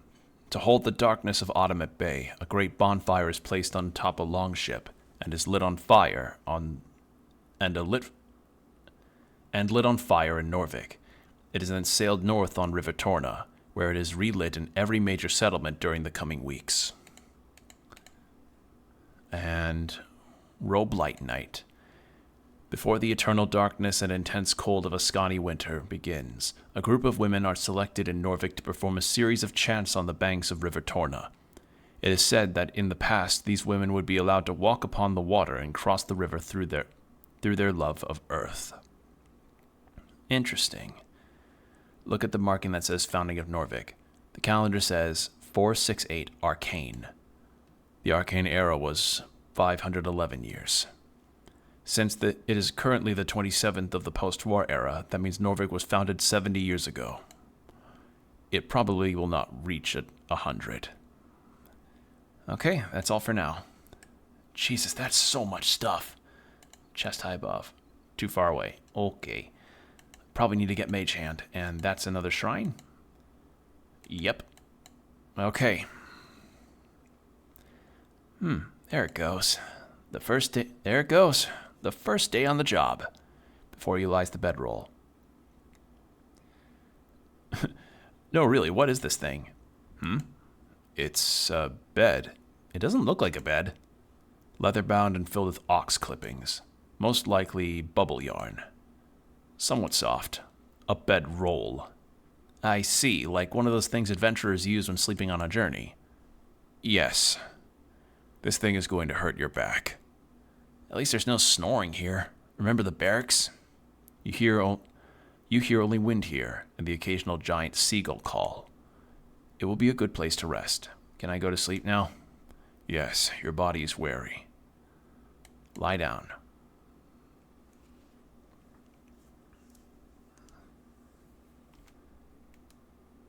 Staying within the confines of the guard tower, you successfully spend 8 hours on your long rest.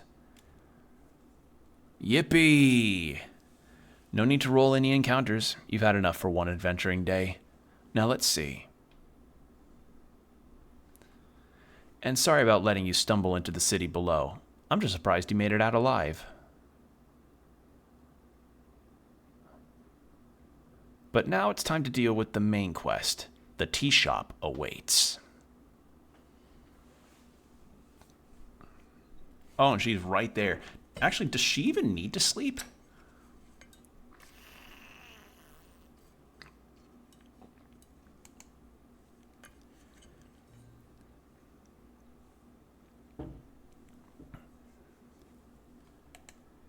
Your muscles strain as the second day begins. Today you need to gather more evidence. This mystery will not solve itself. I'm not feeling too good. This is literally how you feel like 50% of the time. More sleep would help. Perhaps tomorrow. Fell asleep quickly for once. Because you are, and were, exhausted.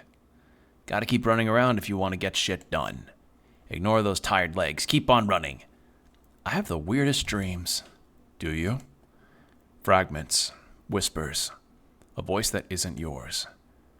The stress of a new job. Get yourself together. New city, new tower, new bedroll. New-ish. You'll be a little scatterbrained. It is what it is. Some say dreams are the mortal mind's way of receiving divinations. But that's bullshit. Just don't think about it, okay? Question, who cares if I actually complete this mission or not?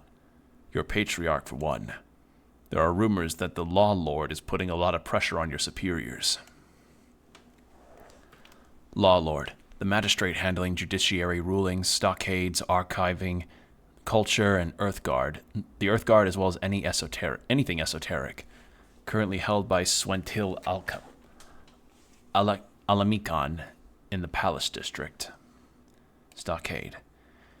The great prison dungeon of Norvik, comprised of a large section of the part of the city below that lays beneath the palace, refitted to be used for the modern rehabilitation and confinement of all types of convicted criminals. Yes, Alamikon has been very thorough in its management of the Earthguard as of late, in preparations for this foolish election. If you cause trouble, If you don't handle this, there will be trouble. Even more so than last time. Last time was bullshit. Everyone knows it. Start your day. Alright. Well, we don't have a modifier. Hey! Much better. There is a sadness in her existence. Broken wings, stuck among lesser beings. What does she seek? What does she seek? Where do you go where I can't follow? Alright. So we have a lot to do still. And I need to find another way into that tea shop. Because I'm not going to let that fucking chode dictate me on this. All right. Let's prepare spells. That's a cantrip, so I don't really need to do anything there. Let's have Speak with Animal, Shield of Faith, Prayer of Healing, Charm Person, and Grease. And I'm going to talk to her, see if there's anything different. The Celestial appears to focus on her work, a stack of many, many documents with her many eyes. There is no acknowledgement of your presence in her many, many eyes. She is avoiding eye contact in an effort to avoid conversation. I am busy. Busy with what? Notes. You need help with that? I do not require assistance, cleric. Muster up the courage to talk to her about Earth. Can you cast spells? She just keeps working. Most Celestials have innate magical capabilities. Can you fly or just float? The wing twitches to the side. You have the impulse to touch the wing. Maybe you can mend it, make it work again. Do not. She is not reading your mind. She is reading your clearly telegraphed intentions. I'm not going to touch it. Do not touch it. The Celestial does not even look at you, despite having so many eyes. Did that... You defeated a skeleton. That makes you a man. Sure, I'll try. Motherfucker. Wait. Yes! Oh my god. +5 modifier. Thank you. You clench. You pause unnecessarily boldly functions. Not boldly. You pause unnecessary bodily functions. And some necessary ones, like breathing. Then you focus on the goal. Speech. Tell me about Earth. She stops writing. She mimics a sigh. Yeah, so we're pause every bodily function beside the speech. The faded man god. Earth of Norvik. That's the guy. Yes. She lifts her head, pointing towards your chest. I serve his remnants. Dizeki Somokao. Or Dizeki Smokao. Smoko what? Her many eyes look at you. The Celestial turns her head into your direction just a bit. I pulled my honor through service to the Coin Lord. Sounds like a shitty job. A job. She does not feel she has any other option. She turns back to her documents. I am unsure about many things. Yet for now I serve. For good or ill. Her stance, it relaxes. Ever so slightly, she settles in your presence. She is a fascinating creature. Ask her more. Gods, she's terrifying. There we go. Now she will speak with you. For real. Do I know about Celestials like her? Celestials, a gathering term for creatures born out of and from the Good Plains. There are many such creatures scattered across the coast. The only major civilization of Celestials is located in Divinitorum, the Golden Horde. Should I even talk to her? She is lonely, but her demeanor does not scream, please socialize with me. What do you know about the Pale Man in the morgue? She closes the book floating before her. Avoid that creature. There is darkness there. Her halo spins erratically for a moment. I have been told not to interfere, both with the mortician and his helpers. Something is certainly off about him. Shouldn't I keep my eye on him then? If you wish, I suggest not engaging. Don't. You don't have the skills necessary to actually cross the guy. He's something else entirely. Did he have something to do with the tea shop? Not likely. Why? Viskin has been a presence here for almost 4 decades, to my knowledge. During all this time, he has never caused any issues.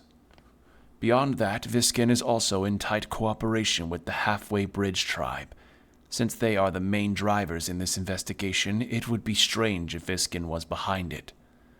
Although if you find any evidence towards his involvement, let me know. Helpers? Mercenaries, creatures who roam below, dark spirits. They are officially sanctioned. None opposes their presence, for Viskin keeps them in line. Do not engage them unless forced. What is he? At best, he is a weak arcanist. At worst, he is a powerful arcanist. A true arcanist would be fascinating. It is not impossible to imagine. Okay, good info. She opens her book again. Do not engage. That is my advice. What do you think about the goblins? What information do you require? How are they, as a people here on Tolstad? Can I trust their chieftain? What do goblins do here, just in general? Can I trust their chieftain? Lady Sageleaf is a powerful creature. Do not trifle with her, or her pawns. Her behavior is clean and highly acceptable. However, she does meddle in dark actions when needed. She looks at you for a few seconds. Perform your duties and leave. That is my advice. She's smart. Avoiding gangs like that is the only decent way of preservation. They'll chew you up and spit you out. What do goblins do here, just in general? The goblins perform manual labor such as militia duty, construction, various public services, mail delivery, and manning many defensive perimeters in the city below. Over the last decade, they have taken up near all such posts on Tolstad. They are also overrepresented in crime statistics, and are several times more likely to join and form crime syndicates than the general human or dwarven population all across the city. This appears to be primarily due to segregated housing areas, lack of access to higher-paying jobs, and general cultural elements. The goblins are a troubled yet slowly integrating part of Norvik, from what I have observed. Feel awkward. It appears to be a highly politicized topic. I apologize if I have made you uncomfortable. No, that's fascinating to know about. So, yep, a very familiar kind of situation of they just don't have any other options because they are horribly gentrified and persecuted with bigotry throughout the city. She is correct. The goblins are scary. They scare you. You scare the goblins. I have other non-goblin questions. You have very cool... Her armor is very cool. Thank you. She has practiced the formal way of answering a compliment, because in her culture, one does not do such things. Stare at her. She just keeps working. Do you sit here all day or what? No, cleric. That's fair. You're not really sitting, just kind of floating. That is correct. Score! When the Coin Lord does not require my services, I attend to the archives, from dawn to dusk, normally. Then I perform a patrol, as is described in my service contract. Service contract. A written declaration of an oath, often used when those involved don't have any trusted deity or higher power to swear on. So she is just a fallen angel.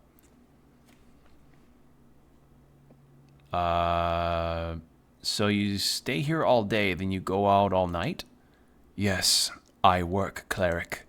Her kind do not require sleep. Okay. Sounds contentable? Yeah. Yes. Those feelings are very human. My service is to the Coin Lord. She is bound by duty, but where does her heart lie? You are an ethereal yet also imposing woman attempt to flirt.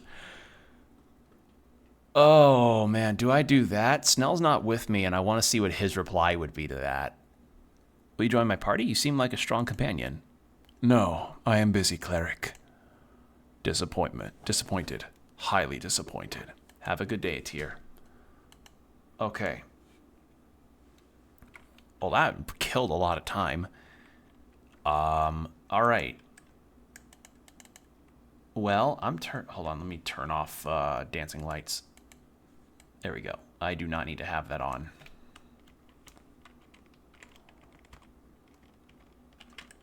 Is there anywhere else I can enter? No.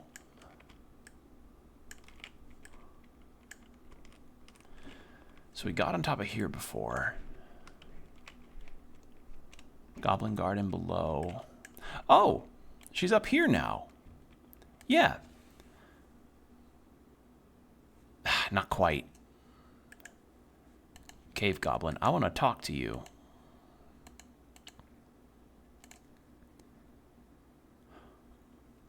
You hear a tune dance on the cold Ascani winds. Melancholy. A bitter reminder of a dream long lost. You see on the edge a goblin.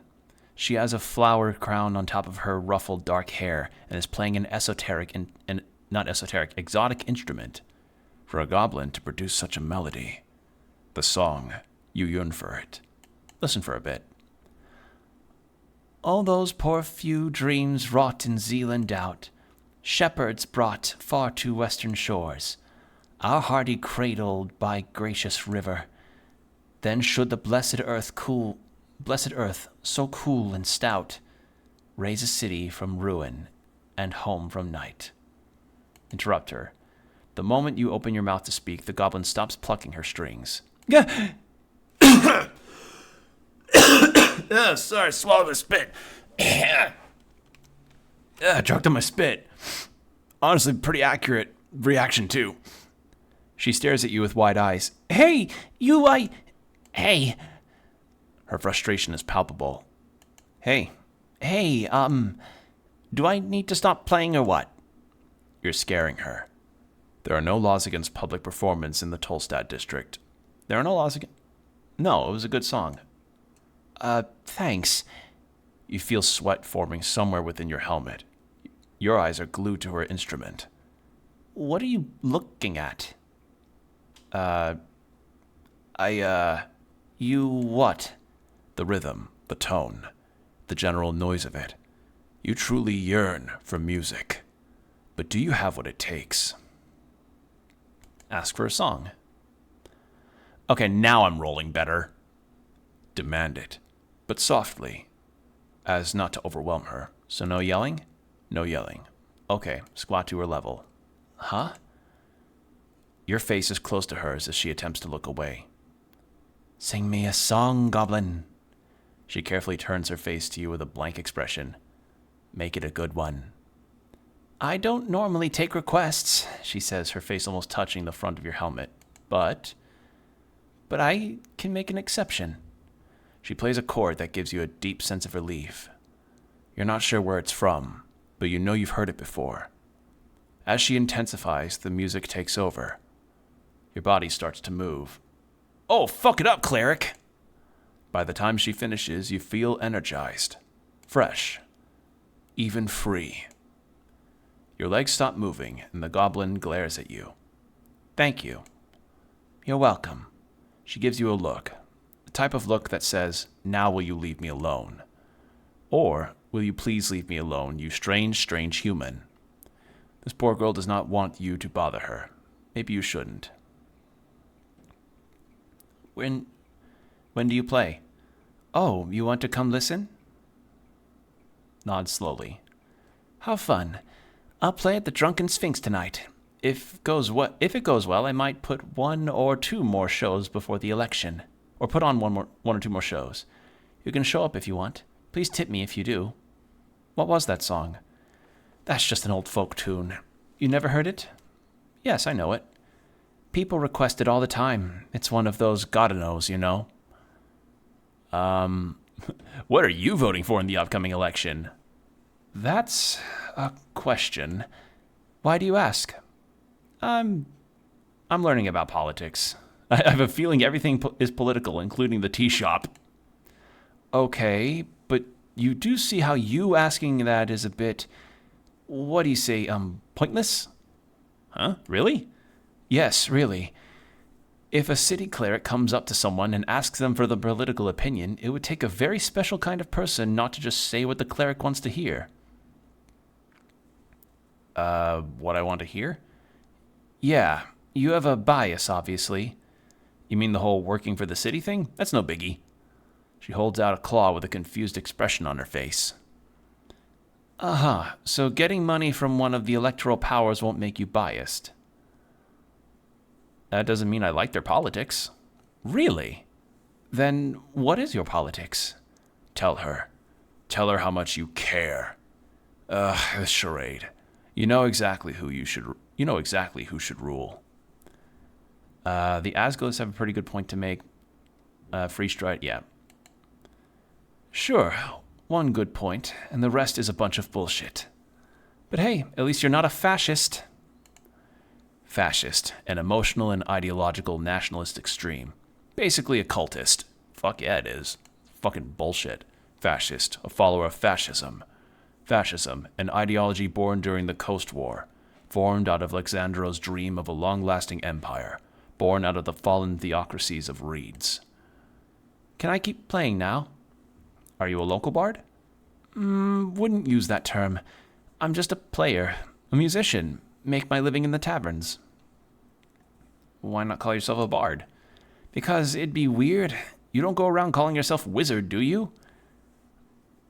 But I am a wizard. No, of course not. That would be weird. I am a cleric. The cleric, even. I am the cleric, even. Right? She lets out a sigh. There used to be a ton of real bards in the arcane era, with real magic music. Esoteric music. Nowadays, it's much more rare, though I've met a handful in various taverns. But not me, so no need to register me as a spellcaster or anything. I'm just a normal musician, thank you very much. There are indeed magical performers across the coast. They are not so rare, if you know where to look. How does one become a magical musician? Good question. I have no idea. Maybe you should do some research into that if you care so much. Are bards always music-oriented? I've only met musician bards, but I've heard there are all kinds of spellcasting bards. There's a famous story about a playwright bard. Are there lots of cool bard-only spells? I don't know that, cleric. Once again, I'm not a spellcaster. Okay, I've had enough about bards. Sure, okay. Is it a good living, being a not bard? She gets a look of disgust on her face. No. No? No, good tips only come so far. I am an artist. I get enough to keep working on my tunes. Not a crown more. What's that wooden thing you're holding? It's an instrument. Is that a helmet? Is that helmet on backwards? Rude. It's not. To be precise, it's an Elysian lute. It's said to act as a tiny portal to the Fey realm when played just right. Sounds wonderful. It is. She glances at you, almost as if she's worried you're going to steal it. It could be worth something. Don't steal from hungry artists on the street.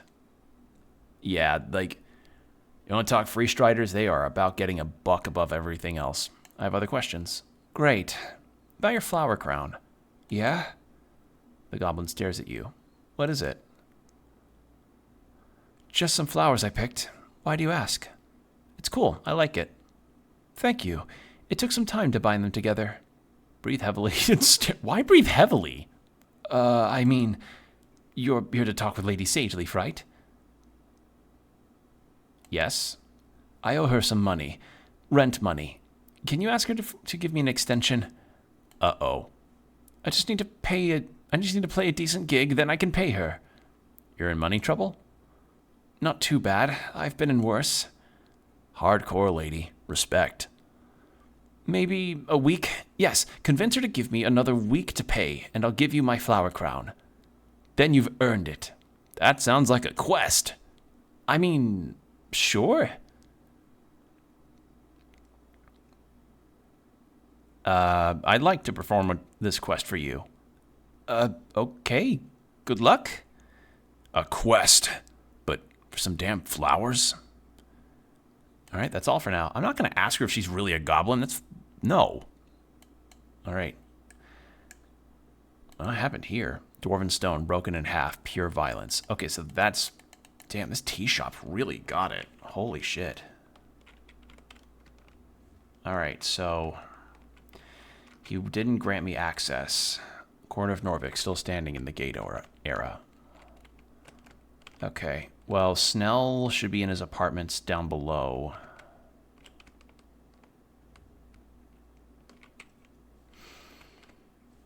I have to find another way to get there.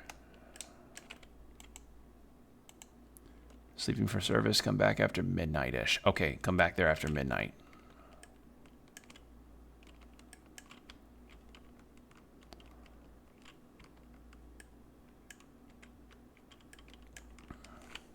Ooh, a cat. Ooh, we can do speak with animals. Black cat. On the ledge overlooking the garden, you spot a black cat. Calm as can be, it does not even care that you stomp up next to it. Behold, the cat, a legendary trickster of Norvik. Hello, I'm from the local government. Oh, hold on, wait. What if I...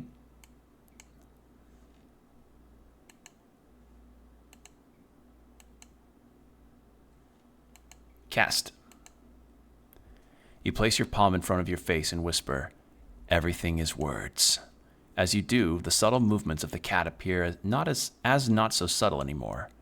Then it snaps, and your mind appears to translate it all into a form you understand. Hello, cat. You hear a loud scoff coming from the tiny creature. Been a long time since one of you brutes learned to speak. Do not call me cat. That is an idiotic way to greet someone. I am Sir Triban of the Stones in the Waters. You shall address me as such. Of course, Sir Triban. I'm not gonna argue against a cat. Also, ad break happening in 5 minutes. Jesus, time is going by so fast. The cat speaks in a jaded regal tone. It's adorable. I'll be frank, Humano. Never cared too much for your kind. Humano? An attempt at cat speech. How glib. Understandable. The brute is subservient, eh? Fitting for your kind. Well, what do you want? I'm not sharing prey with you, if that's what you're expecting. The cat speaks in a slight cat speech accent, which is logical, but still quite strange to hear from a creature of his stature. If he had his ego enough to give actual answers. Jesus, I've really lowered that DC. Kaboom! You want real answers? Feed his ego. Easiest way to do that is to compliment him. But not soft compliments, hard compliments. You are a legendary creature of the dusk and dawn, Sir Triban. The coast trembles at your appearance and longs for your presence. Yes, well, the cat mumbles. Bards will surely write songs of my accomplishments, that is true. They will. Now, is there anything else you can think of that would be useful for me to hear? The cat yawns. He says, Will you go away if I do? Absolutely. The cat in a deep grumble, the type of noise you did not expect to come out of a cat. Fine. The blue fire awoke me from my slumber. Had I been closer, my whiskers would have been fried. Blue fire? Who's telling the story? Do not interrupt me, brute. I wanted to know who caused this ruckus in my territory, so I kept watch. The green munchkins, that's the word. The green munchkins ran around like crazy, trying to put out the flames. I saw a brute, like you, but in garish yellow cloth being interrogated by some of them. Man in yellow? Free Strider, perhaps? And once the fire was out, which did not take long, the one who should have wings appeared. Celestial. On her orders, what do you call it? Tea shop? Yes, they hammered it shut. Then she did something, wave and glow on it. A locking spell, to keep outsiders from entering the crime scene, commonly used in the city. That's it. Now leave. I have more questions first. Oh, for the love of... What do you know about the tea shop? Tea? I mean that leaves that smell. Or you mean to say leaves that smell? Yes, that building did have a lot of that, before it fell to ruin. And I mean before it was scorched. Before? Yes, when the bird took over. I hope that foul was lost in the flames. Then again, what I would not have given to hunt it myself. Alas, I would have needed a dozen hunters to bring it down. biggest bird I ever saw. The cat speaks of the owner of the tea shop. Interesting. See anything suspicious lately? You. Ouch. You live out here? Of course not. Don't be daft. I live in a wandering chicken across the earth, as any respectable creature would. Wandering chicken? I'm sorry, what? An esoteric type of housing. Interesting. I see. How interesting. You would think so, wouldn't you? He makes an annoyed tisk sound. How vite? Can I come and visit you in your chicken house? I suppose I cannot stop you, though my homestay servant is quite the eccentric woman. So do with that knowledge as you will. All cat people are good. Well, of course, who would take in such a self-centered creature? What are you voting in the election? He seemingly ignores your question for 10 or so seconds, then answers, No. I do not deal with whatever that is. It is beneath me. What's it like being a cat? The cat hisses. He really does not like that word. Sorry, what's it like being a feline? I am a shadow. I move unseen. I hunt. I stalk. You would not understand, brute. For you are clearly so far below the default, you cannot even truly comprehend what it's like. Thank you for your time. Okay, so they get... Alright, well, the ads are about to start, so 3 minutes of ads and an hour of no pre-rolls. So hydrate, stretch, do whatever you need to do, and we'll be right back. And we're back. Thank you for your patience. Alright. So, I expected pretty much that kind of conversation to happen if we were going to talk to a cat. Oh, the devil's gone. Interesting. Engage with this. State of Norvik. What does this mean? Alright, can't do anything with that. I want to try and... I'm gonna need fucking mage hand for that. Alright. Actually, no, we still don't know what the answer might be for the Sphinx's question. But I want Snell with me. Tiny primal spirit. Hold on a second. Alu?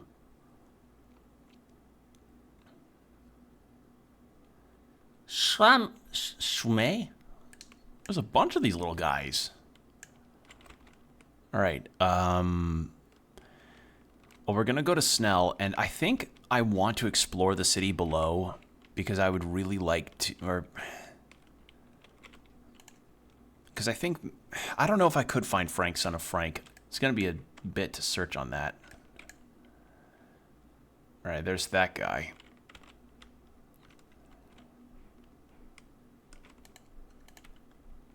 Fuck off, human. Fuck off, human.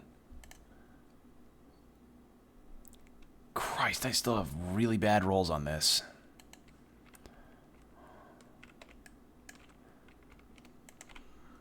Behold. Goblin Garden smells musky. Okay, is he here or is he somewhere else?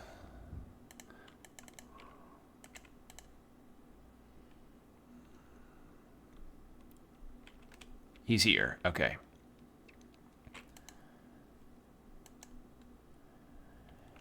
Morning, cleric. The goblin rubs his eyes. You ready to head out? Yeah, more or less. The goblin collects his things, strapping a pouch on his hip, adjusting his jacket.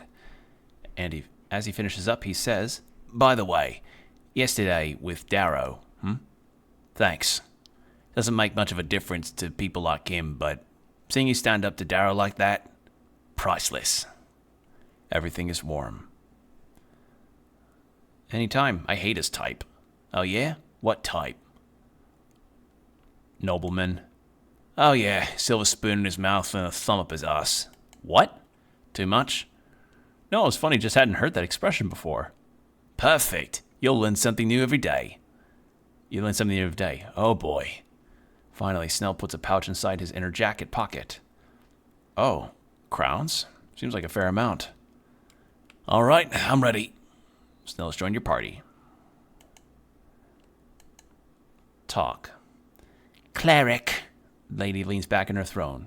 You've returned. What are you voting in the upcoming election? You dare tread upon such volatile ground... I don't remember the voice I gave her. Volatile grounds? Here in my chambers? Yes? Really? You mean it. You dare ask of my political opinions? Yes. Okay. Well, I haven't decided. Oh?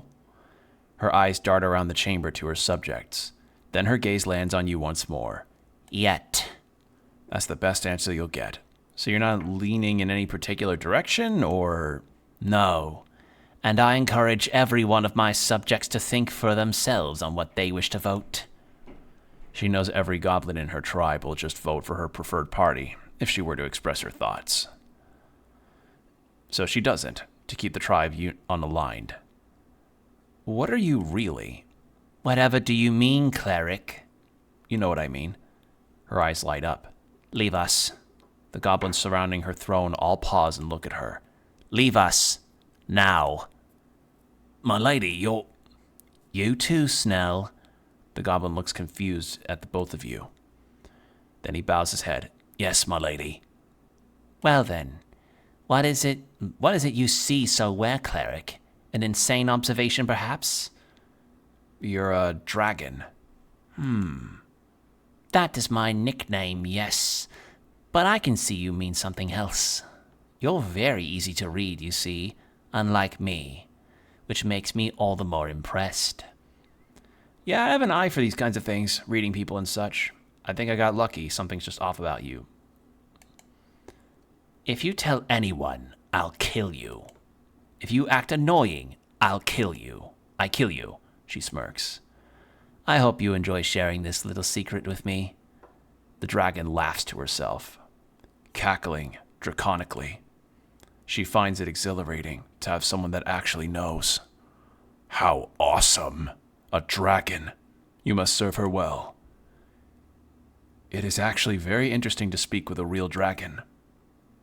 They are considered very rare these days, especially one powerful enough to polymorph like this. She's in a natural shape, transmutation magic. Why a goblin? Why, indeed. I came to this city not a long time ago, cleric. My reasons are my own. What's your true name? You wouldn't be able to pronounce it. Try me. No? Why would I share such deep secrets? You've already found out enough. Why did you come to Norvik?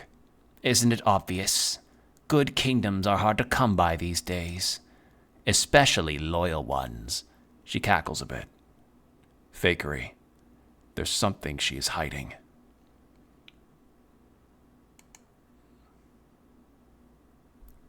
Oh! Just made it! Just watching her, it becomes clear to you. Her many actions, her way of life. The years she spent here building a life among these goblins. If it was for power, that desire is long gone. She is here for nothing but... You love them, don't you? She pretends not to hear you. You love them all, each and every one. Her draconic eyes focus in on you. Out of every lie you tell and every facade you hold up, it's clear as day that there is nothing you want more than to protect this herd of sheep you picked up. She frowns more and more as you speak. They are truly your children, and you will do anything for them. Lady Miska Sageleaf smiles at you. You are correct, cleric. What an eye you do have. It did not start as such, I swear. I wanted slaves. These goblins, ripped out of their homes to be re-educated by humans. They were perfect. Yet after years of working my way into their hearts and into this position of power I hold within your dear city, yes, I grew fond of them. If you so much as ever hurt any of them, I will personally break this illusion of mine just to get the chance to flay you with my fangs. No threat is needed, I just wanted to understand you. She cackles. To think the last daughter of Tisserel Danor would end up in such a seat. To be spied upon by some filthy cleric with the eyes of a hawk. She smirks. Once you finish this mess, bring Snell to me. He has served well for many years. I want him to know as well. After a quick call out, the goblins flood back into the chamber. Good talk, cleric. Now shoo. Your companion approaches you after your sage leaf ushers you away. What the hell did you talk about? He shakes his head. Actually, don't tell me. She'd get mad if you did. You'll find out in time. What? In time. What the fuck? That's so incredibly ominous. Sorry, I mean, it's just... Look, just shut up. I don't want to know. Time to go. I want to talk some more. I have some other stuff in the tea shop to report. Tea shop first, cleric. She scoffs. Focus on that first. Tea shop first. Tea shop first. Jeez, fine. Jeez, a common slang shortened for Jesus, often used to exclaim a sense of shock and annoyance. Jesus, a titan who roamed Ascani during the Fade era, famous for his visual similarity to a goose, only a lot bigger.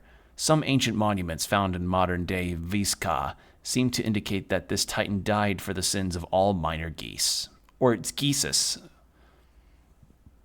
I'm here to talk about Nearly's rent. The lady laughs. She needs an extension by a week. Her laughter intensifies. And what would you care for my little songbird? Smitten, are we? She promised a flower crown in return. Her eyes narrow. Why do you want a flower crown? It's cute. Clench your fists. Another cackle escapes the dragon. Fine, I'll grant her an extension. It wouldn't be the first time. But in return, you must do something for me. Her grin widens. An evil thought crosses her mind. Dance for me, cleric. You hear chuckles echoing throughout the chamber. What? Dance. They are mocking you. What a terrible feeling. She is just bullying you. But why not do it? This must hurt your self-esteem quite a bit. Careful. It'd be pretty hard to put on a show as a one-man dance crew. I'd suggest declining. Well, she asks with a broad grin, a little dance for dear Nearly's rent extension. What say you? Or a little dance for dear Nearly's rent extension. What say you? She clearly does not expect you to actually do this. You see Snell slowly shake his head to you. Give them a show they'll never forget. Fuck! Your feet start tapping, arms swinging. You feel the pressure of all these goblins staring at you. At first you hear chuckles, then a mocking laugh. A step to the right, a step to the left. Their judging eyes focusing on your embarrassing footing and rhythm. What the hell are you doing? After a minute of this hellish performance, you stop, awkwardly without a cause, as Lady Sageleaf smirks widens in front of you. This is it. This is rock bottom. I took nearly nearly half of my health because I was a shitty dancer. What a dance, cleric! You simply must do that again someday. The extension, try not to cry. The lady sighs and waves her claw. It's granted. She can pay whenever she wants. She laughs along with dozens of other goblins in the garden. Snell rubs his eyes. I'll never get that out of my head. By the gods, cleric. Now go speak with Nearly again, please. So the HBWT, what exactly is it? She snorts. It's an affiliation, an organization, a family. Your family? Yes, that's a lot of kids. The lady raises her chin. Any goblinoid willing to serve the family is welcome to my loving embrace. Are you registered as a tithe house? Or a tithy house? Of course. What do you take me for, some huckster? We're registered as a tribal organization. What the fuck's a huckster? I have never heard that word before. What is a huckster?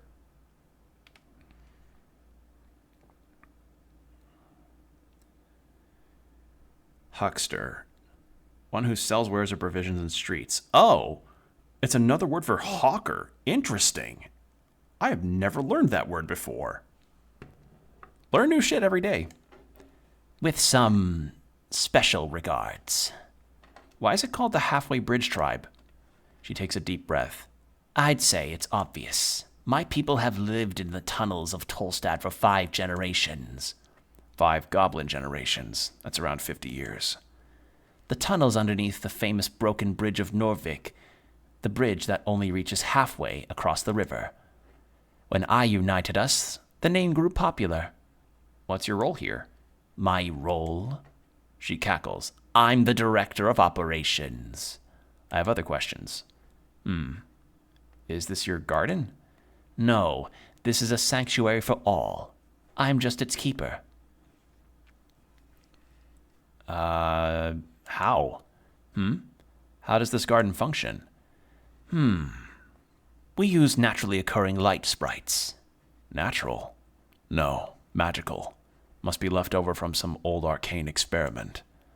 This is no primal magic. It's something different. Further below, we also cultivate a range of deep fungi. If you meet her, speak with my gardener. She can speak more on the subject. So it's your garden? She sighs. Yes, I suppose you could say that. Do people live down here? Yes. Goblins. Goblins live down here. And other lower beings. Fuck you, lower. No, they're greater than you think. Yeah, exactly, Wisdom. I was like, fuck off, strength. Got it. Nice garden.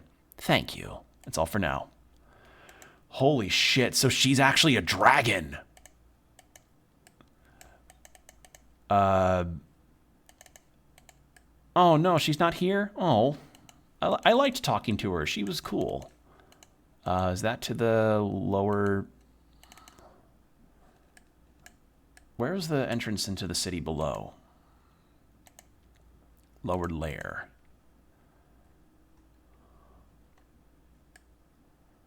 All right, well, we need to find... Okay, so we need to find Frank, son of Frank, and we need to find the person in the yellow robe. We could also talk to Vesnik. No, I don't want to spend a hit die on a short rest. I did not mean to click there. This game is so fascinating. Like, I genuinely just really enjoy the lore. There's so much built into this game's mythos. I love it. It's awesome. All right, behold. Intelligence. Son of a bitch. So yeah, there is something up with Viskin. Like, people are scared of this guy, and I am really wondering what the hell it could be.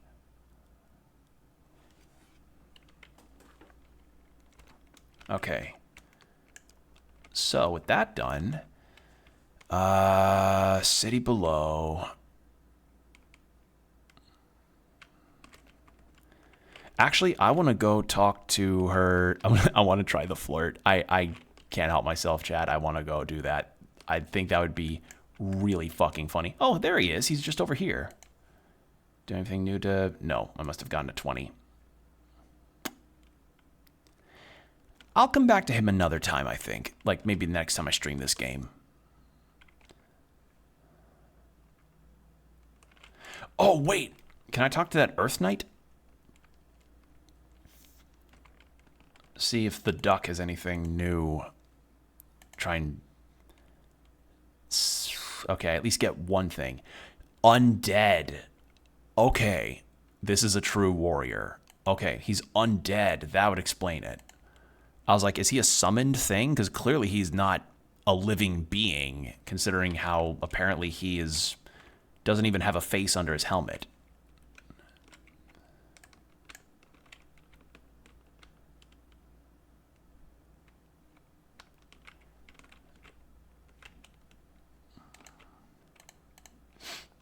All right. Actually, is there anything Snell may say about where I'm staying? You checking out the tower, cleric? Yes, there's some useful documents that could prove useful. Cool. You do that. I'll be here. You do that. I'll be here, waiting. All right. cleric. She's still working on her detailed notes, her halo spinning slowly around her. All right, chat. I'm going to give it a try.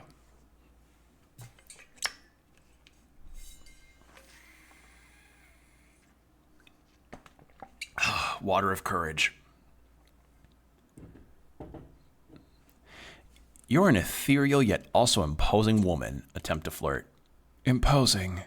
Ethereal. Her telepathic voice gets dropped down several octaves. All the way down your back. Your spine. Disadvantage. Snell's watching. He's making you nervous. Never mind that, actually. Okay, so bringing him here is a bad idea. Her many eyes stare at you for approximately 3.5 seconds. She says, Okay.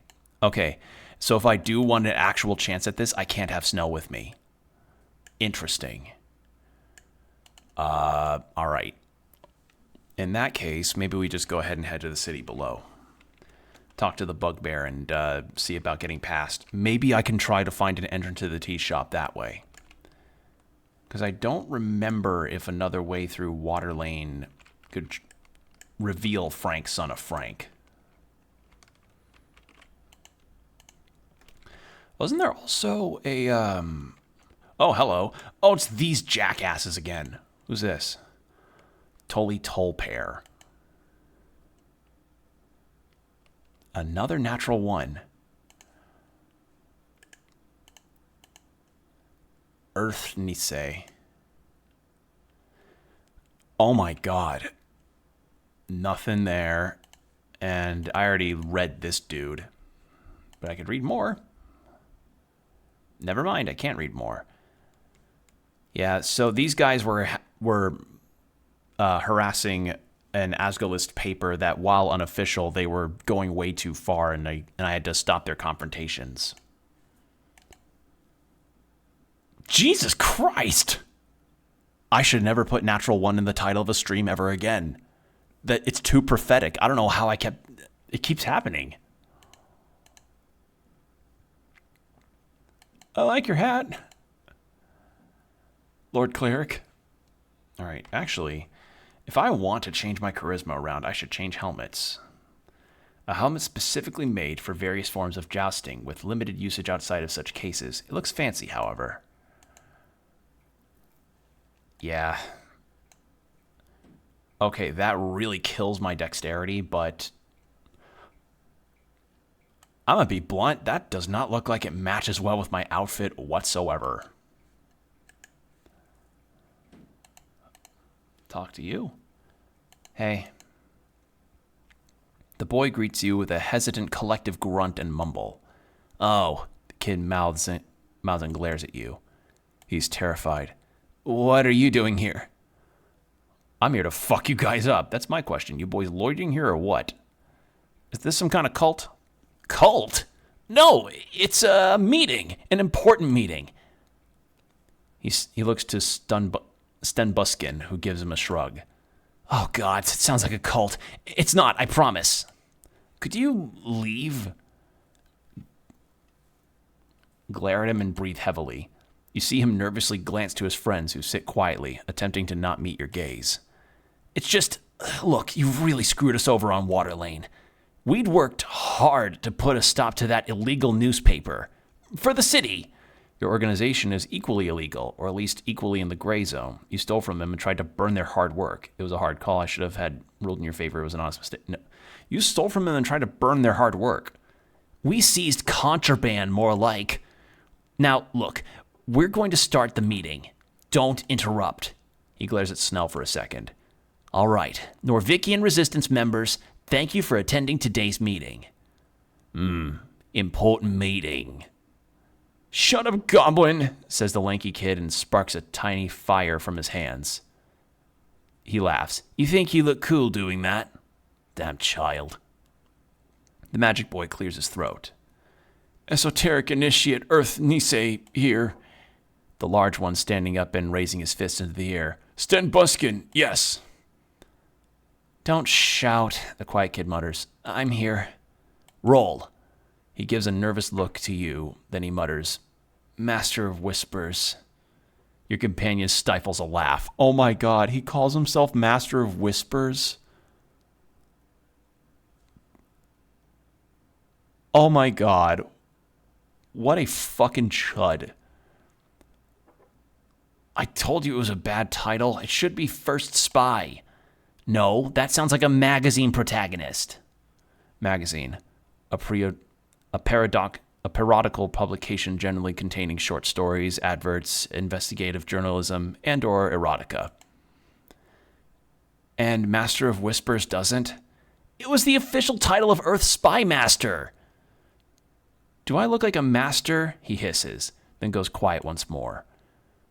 Rollo awkwardly clears his throat. Also present is the visiting Lord Cleric and his helper. Oh, I'm the helper, am I? You're the best help, Snell, don't worry. Thank you, Cleric, he says with a tired expression. This is a joke, right? No! Cleric, we might not be many right here, but there are tons of members of the Norvikian residents around the city. This is a serious political movement. He gives the 3 other kids a nervous look. I mean, we're getting there. He claps his fist to his chest. Meeting begins. The large boy cheers. Sweet! When do we go home? Home? No, There's not much to talk about, right? Yeah, my dad doesn't like it when I stay out like this. Come on, you guys. The election is just around the freaking corner. And I've got a mission. Big mission. Like, actually. Spit it out. Yeah, sure. I've received word from our contract. You know, the short guy with the weird beard. Or contact, not contract. Resistance movement member? Yeah. We don't have too much info on the other groups, but there's this guy we call Shield Guard. He's in the palace. Probably a cleric. He knew magic and stuff. Word? A letter. He dropped off a letter with the resistance seal.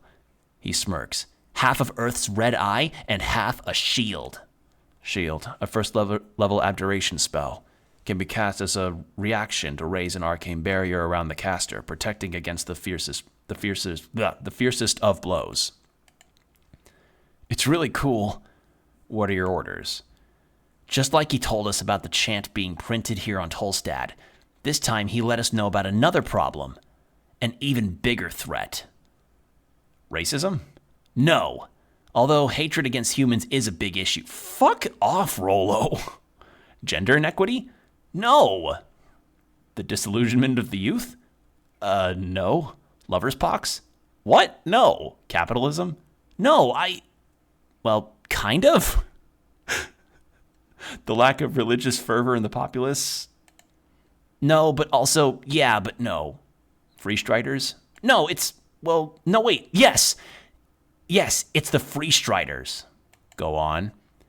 He told me that the Ascani Reed's Trade Company, that's a Free Strider company, they apparently have some very important documents hidden in their offices on Waterlane. Specifically, a contract for a deal called the Harbor Accords. He wants us to... Actually, he didn't specify what we should do. He never really does. But he strongly implied that we should seize it for the state. But, without being detected. Stealthily. He wants you to steal from a Free Strider company. He wants us to seize it stealthily, he repeats. What do you know about this company?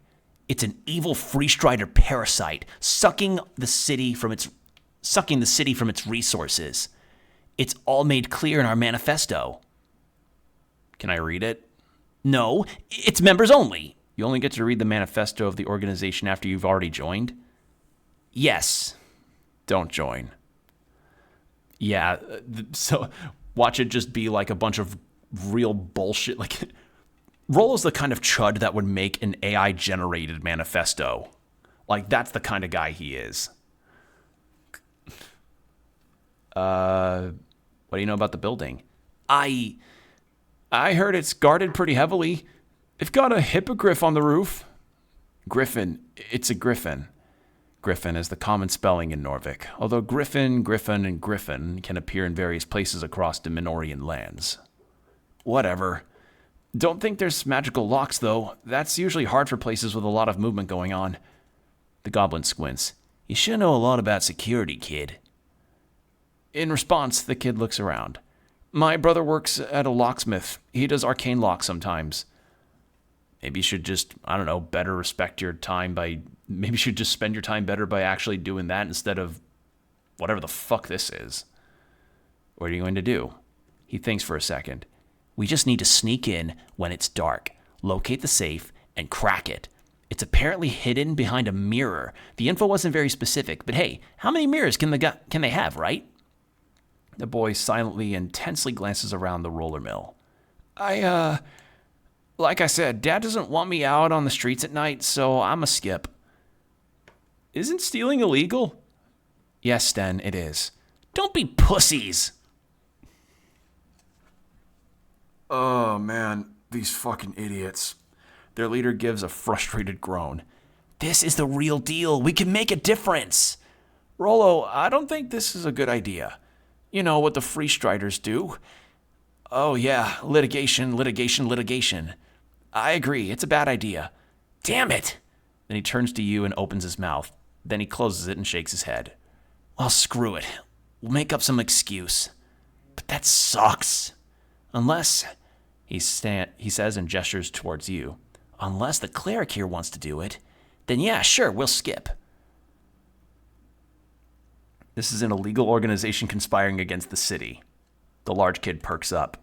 The quiet kid glances between you and Rollo. The lanky kid spawns in a weak spark in his hand, looking nervous. What? No, it's not. Yes, it is. No, it's not. But either way, you can't... You're leaving. One way or another.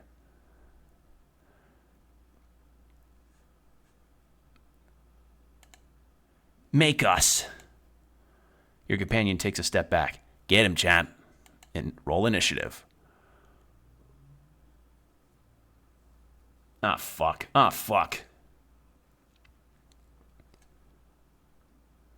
The big kid mutters as he gets up from his seat. We're doing this?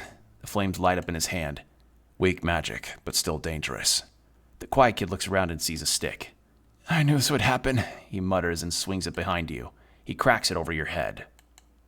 Oh, shit! You don't get to just come here and tell us what to do.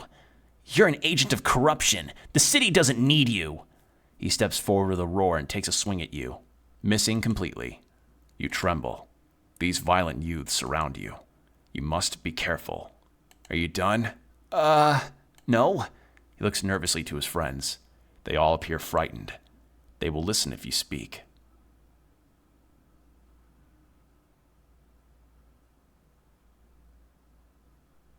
I have a negative DC on my strength. I'm not taking that risk. Look at them. Look at these poor boys lost in a whirlwind, God damn it, of pain, of abandonment. What does that matter?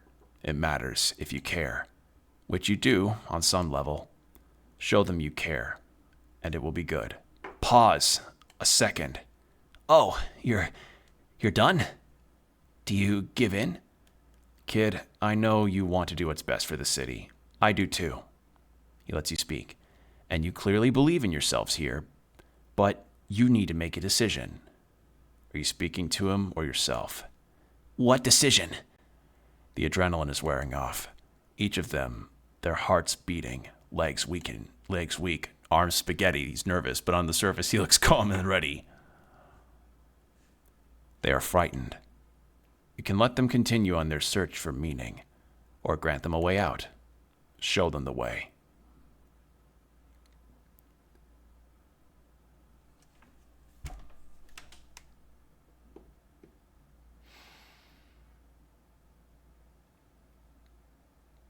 That is the problem. A lot of people that tend to fall into this type of thinking are very much lost and looking for some kind of meaning or group to join.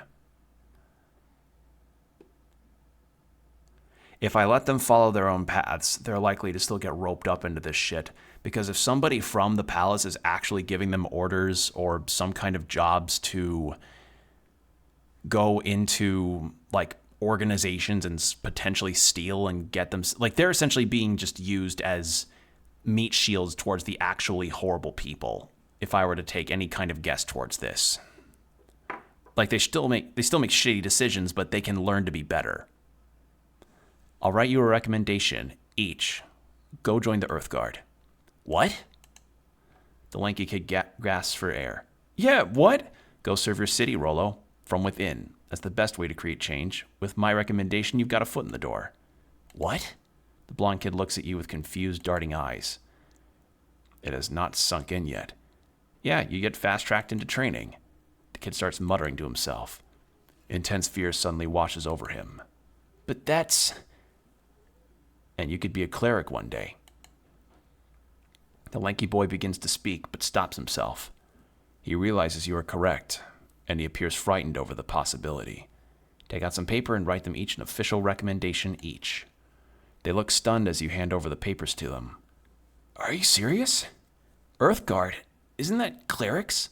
Lots of different Earth Guard, from street watchers to escotarians. You make a great wall enforcer, big guy. Or you'd make a great wall enforcer, big guy. Oh, wall enforcer? Like with armor? Wall enforcer. Earth Guard members trained to defend the walls of the city. They typically deal with creatures from the wilds breaching into the districts, even the unofficial ones. Typically some tough bastards, since they get to see so much combat.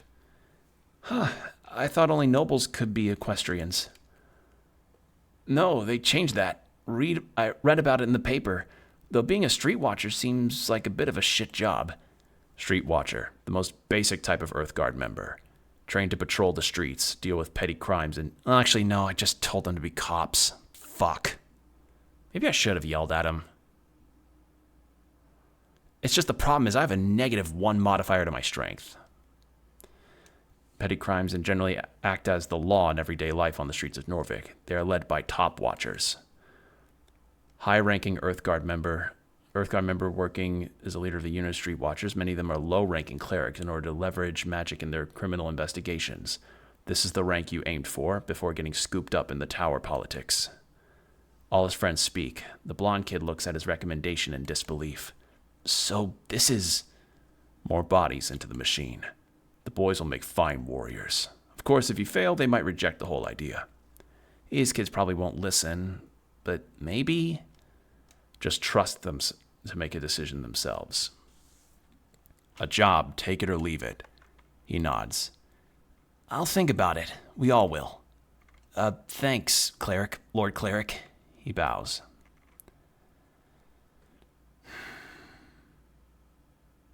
Don't you guys have jobs to do? The blonde kid gives you a blank expression. He glances to his friends, who all seem to avoid his gaze before lowering his eyes. As he stares at the floor of the roller mill, he replies, We're doing important work here.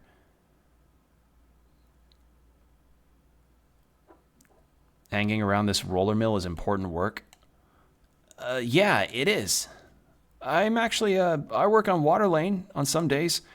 The magic kid raises his hands. I used to deliver milk. It's a seasonal thing. Rollo worked at the fishery. He gives the quiet kid a dirty look. Those assholes fired me for not keeping up a bullshit quota. So yeah, Cleric, we would have proper jobs if the city wasn't so infected. Infected with what? Outsiders? Freestriders?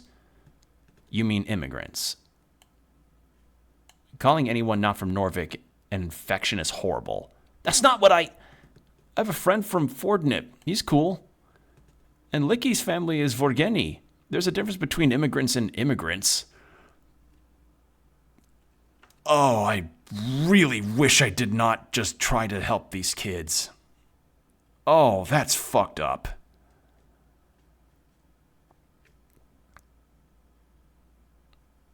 Oh, God, I just felt a fucking jolt of... oh, my God. Jesus fucking Christ.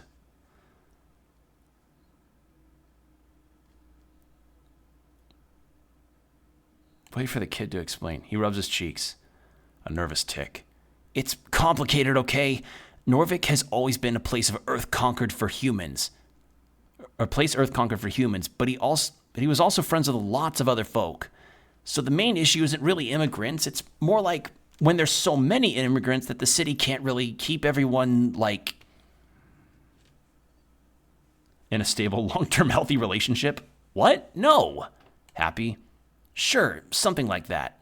But in the end, the Free Striders make a bunch of crowns in the city while the Earth folks suffer. And we don't like that. We don't. We really don't.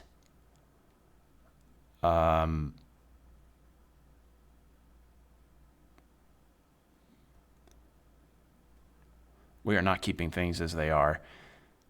Really don't? Really don't. We don't. The Silent Kim mutters. We don't. We do not. Your companion rubs his temples. It sounds like you like dislike the greed of reeds more than you dislike the immigrants. Yes, that's exactly it.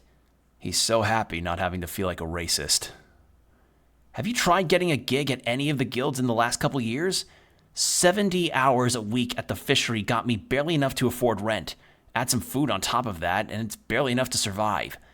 And then they cut the hourly rate to keep up with the pressure from investors. You know, from reeds. It's a shit show.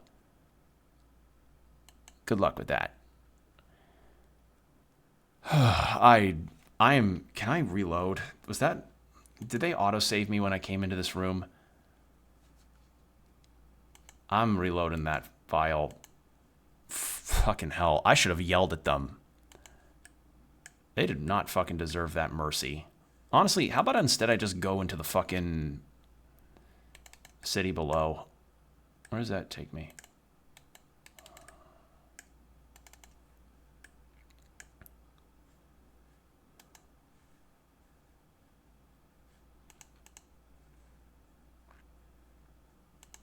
Actually, was this after or before I talked to her and found out she was a dragon?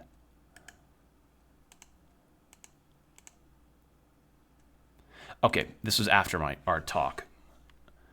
Okay, well, I'm going to save real quick, and then we're going to go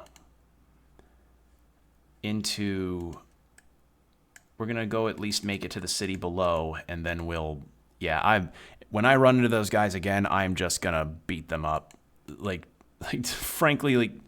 Or I should have yelled at them, but the problem is my strength modifier was a -1. Like, I did not want to send them to the Earth Guard because I feel like that would end up... I don't want to send them to the Earth Guard because I think that would reinforce...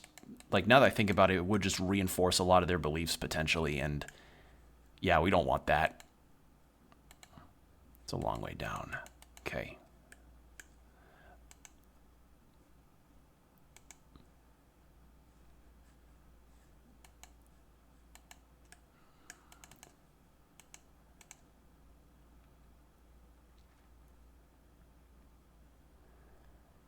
The pillar of Jor towers before you. He is speaking to you. Touch the pillar. You place your hand upon the cold surface.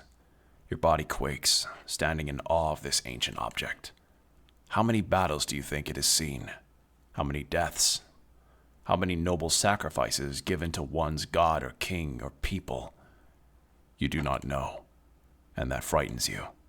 Perhaps one day you will join in that sacred sensation. Perhaps right now. Try feeling it. Thank fuck, finally a strength success. Your gloved hand presses against the surface. You find the will to listen, to bear the burden of that solemn voice. Close your eyes and pray. Silently mumbling the same words as always, to your God, to your people, and this great city. It fades. The voices grow, not in size, but in number. Some of them join in your prayer. Some dismiss it. Some hate it. Before you, a dark landscape stretches covered in the bodies of the damned and the waiting, their souls on display for judgment and callous sorting. Among them you see one face turned to look at you. At first you believe it to be him. Then you understand, as the man, who appears to be both younger and older, gives you the kind of look of regret a father would have on seeing the return of a lost child. He turns to face the stairs. You watch him go. Again. Again. Again. Your heart is racing, blood pumping. You get a grip. The vision has faded.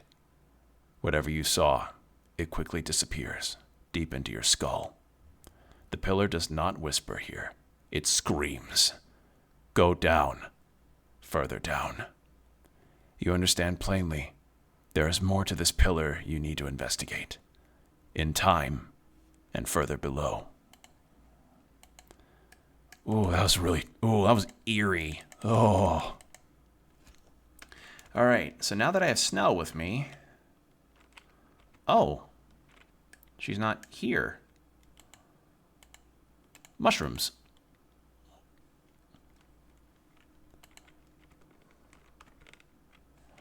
On what does that do? Is that just HP? Yeah, it is. Oh, there she is. Yeah, we already got everything to learn about her through the Behold. You, helmed mankind. Nod your head and leave. Hold on, I want to save again.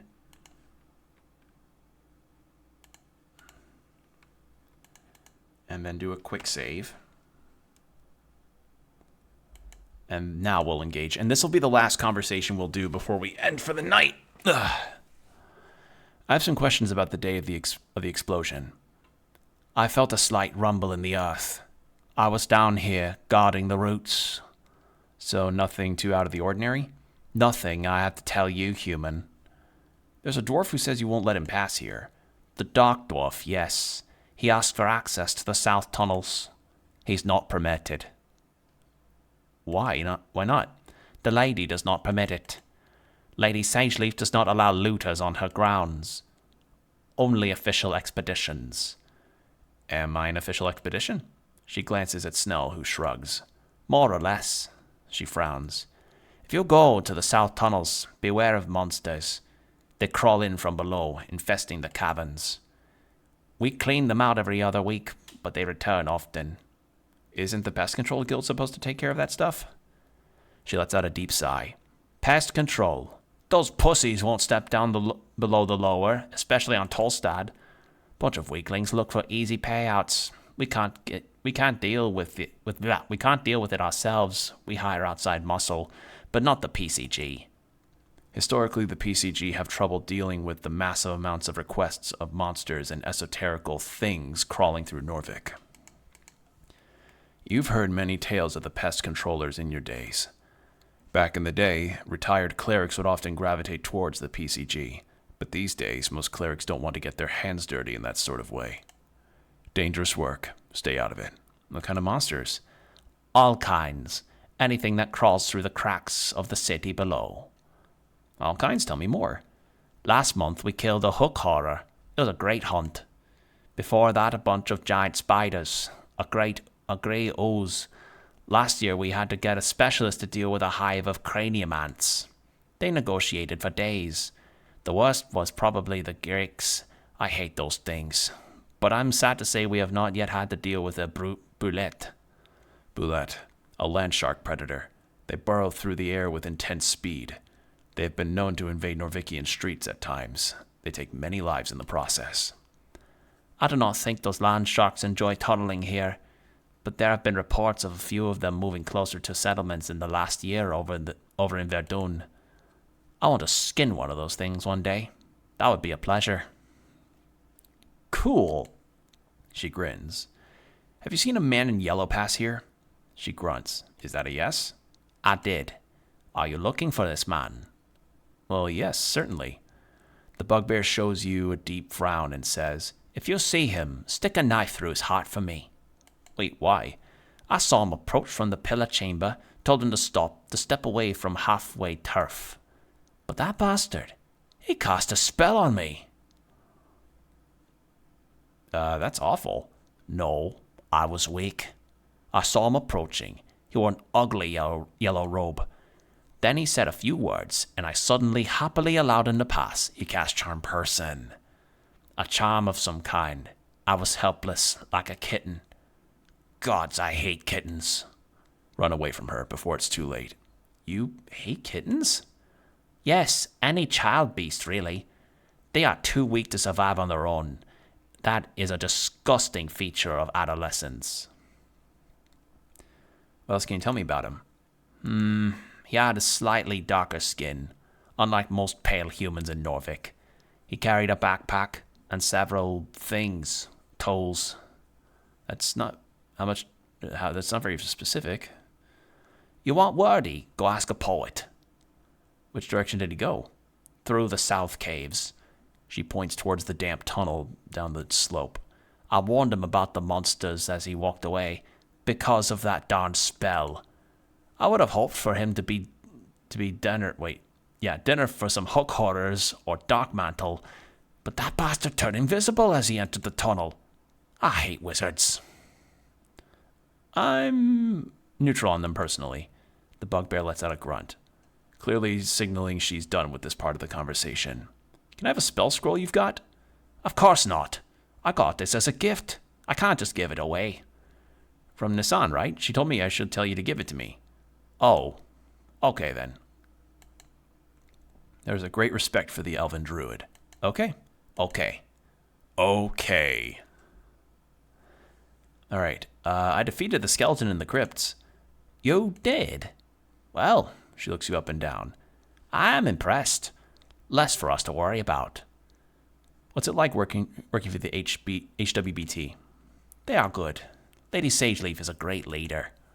Her power is overwhelming. I'm not gonna fucking say that. I agree, that little goblin woman's enough to break a dozen men. Or more. She looks away for a moment. I've been given a life here, a purpose. While I do not enjoy living among your kind, the goblins are a fine people. Thanks. Not you in particular, Weasel. Weasel? I don't think I deserve to be called that. So you guard primarily? Yes. I do tend to some gardening duty as well. Keeping the dampness to an appropriate level, and communing with Lord Pooh when the Dark Elf requires it. The Druid? Has she taught you magic? No, Nisana showed me tricks. I have no interest in magic and its foul nature. You've got a green thumb, eh? No, but I serve well nonetheless. You get to fight a lot of monsters down here? Yes. They often break into the upper city below. It is mostly minor monsters, sometimes a large one. At times undead. Fought a ghoul last month. Easy kill, not too interesting. It is my pleasure to be a dangerous foe. Her smile is horrific and bright. I have some other questions. All right. We boosted our charisma from the helmet. Let's try it. You look like a great warrior and woman. Do I not look like? I do not look like it, human. I am. Yeah, that's what I mean. What are you attempting here? She laughs mockingly. Some type of courtship. You are a fool. Philogenistic agenda. What the fuck is that one? I'm gonna have to take a look. Prove yourself worthy and I might look your way, you buffoon. How do I do that? Oh, that's what every girl wants. Having to tell someone how to court her. Fuck off, weakling. Hold on. What if I went... I agree, I like it a lot. What if I went, okay, I'll do that. Yeah, good luck, she scoffs, in a way that makes you shiver. I got shot down by a bugbear. What the fuck was that quest update? Hold on, where'd it go? Where'd you go? There you are. Women, they're everywhere. Your worth as a man is based only on admiration you get from them. Your goal, get a date. A real date. Good luck. Jesus. So, okay, I did not expect that to happen. All right, well, that's going to be it for me tonight. This has been fucking delightful. I had so much fun. Wait, did I say it properly? Yeah. I had a fucking great time. This has been so much fun. Yeah, the next time that I encounter those guys, I'm gonna just try to boost my strength enough to just yell at them because, yeah, after the shit they just said, they did not deserve the grace they did not deserve that, and plus also, as it showed, I just recommended them to be cops, and I'm like, no, fuck off with that. So, next time I see them, it's going to be a very different outcome. But so far, I really loved a lot of the moments here. I loved getting to interact with Sageleaf and learning about her being a dragon. That's so cool. Like, this is such an interesting game. Just, really great stuff. So, yeah, thanks for joining me, everybody. Whether you lurked or chatted, I really appreciate it. For those watching on YouTube, I'm usually live on Twitch on the weekends at 7 p.m. CST. So, if you want to see when I'm live next, check out my Blue Sky and my YouTube posts. That's usually where I announce when I'm going live. So, keep up there for any updates as well as schedule changes. And, yeah, that's going to be it. I don't have anything else major to really say. So, take care of yourselves. Hydrate. Keep your postures checked. Be good out there, and I'll see you next time. Bye.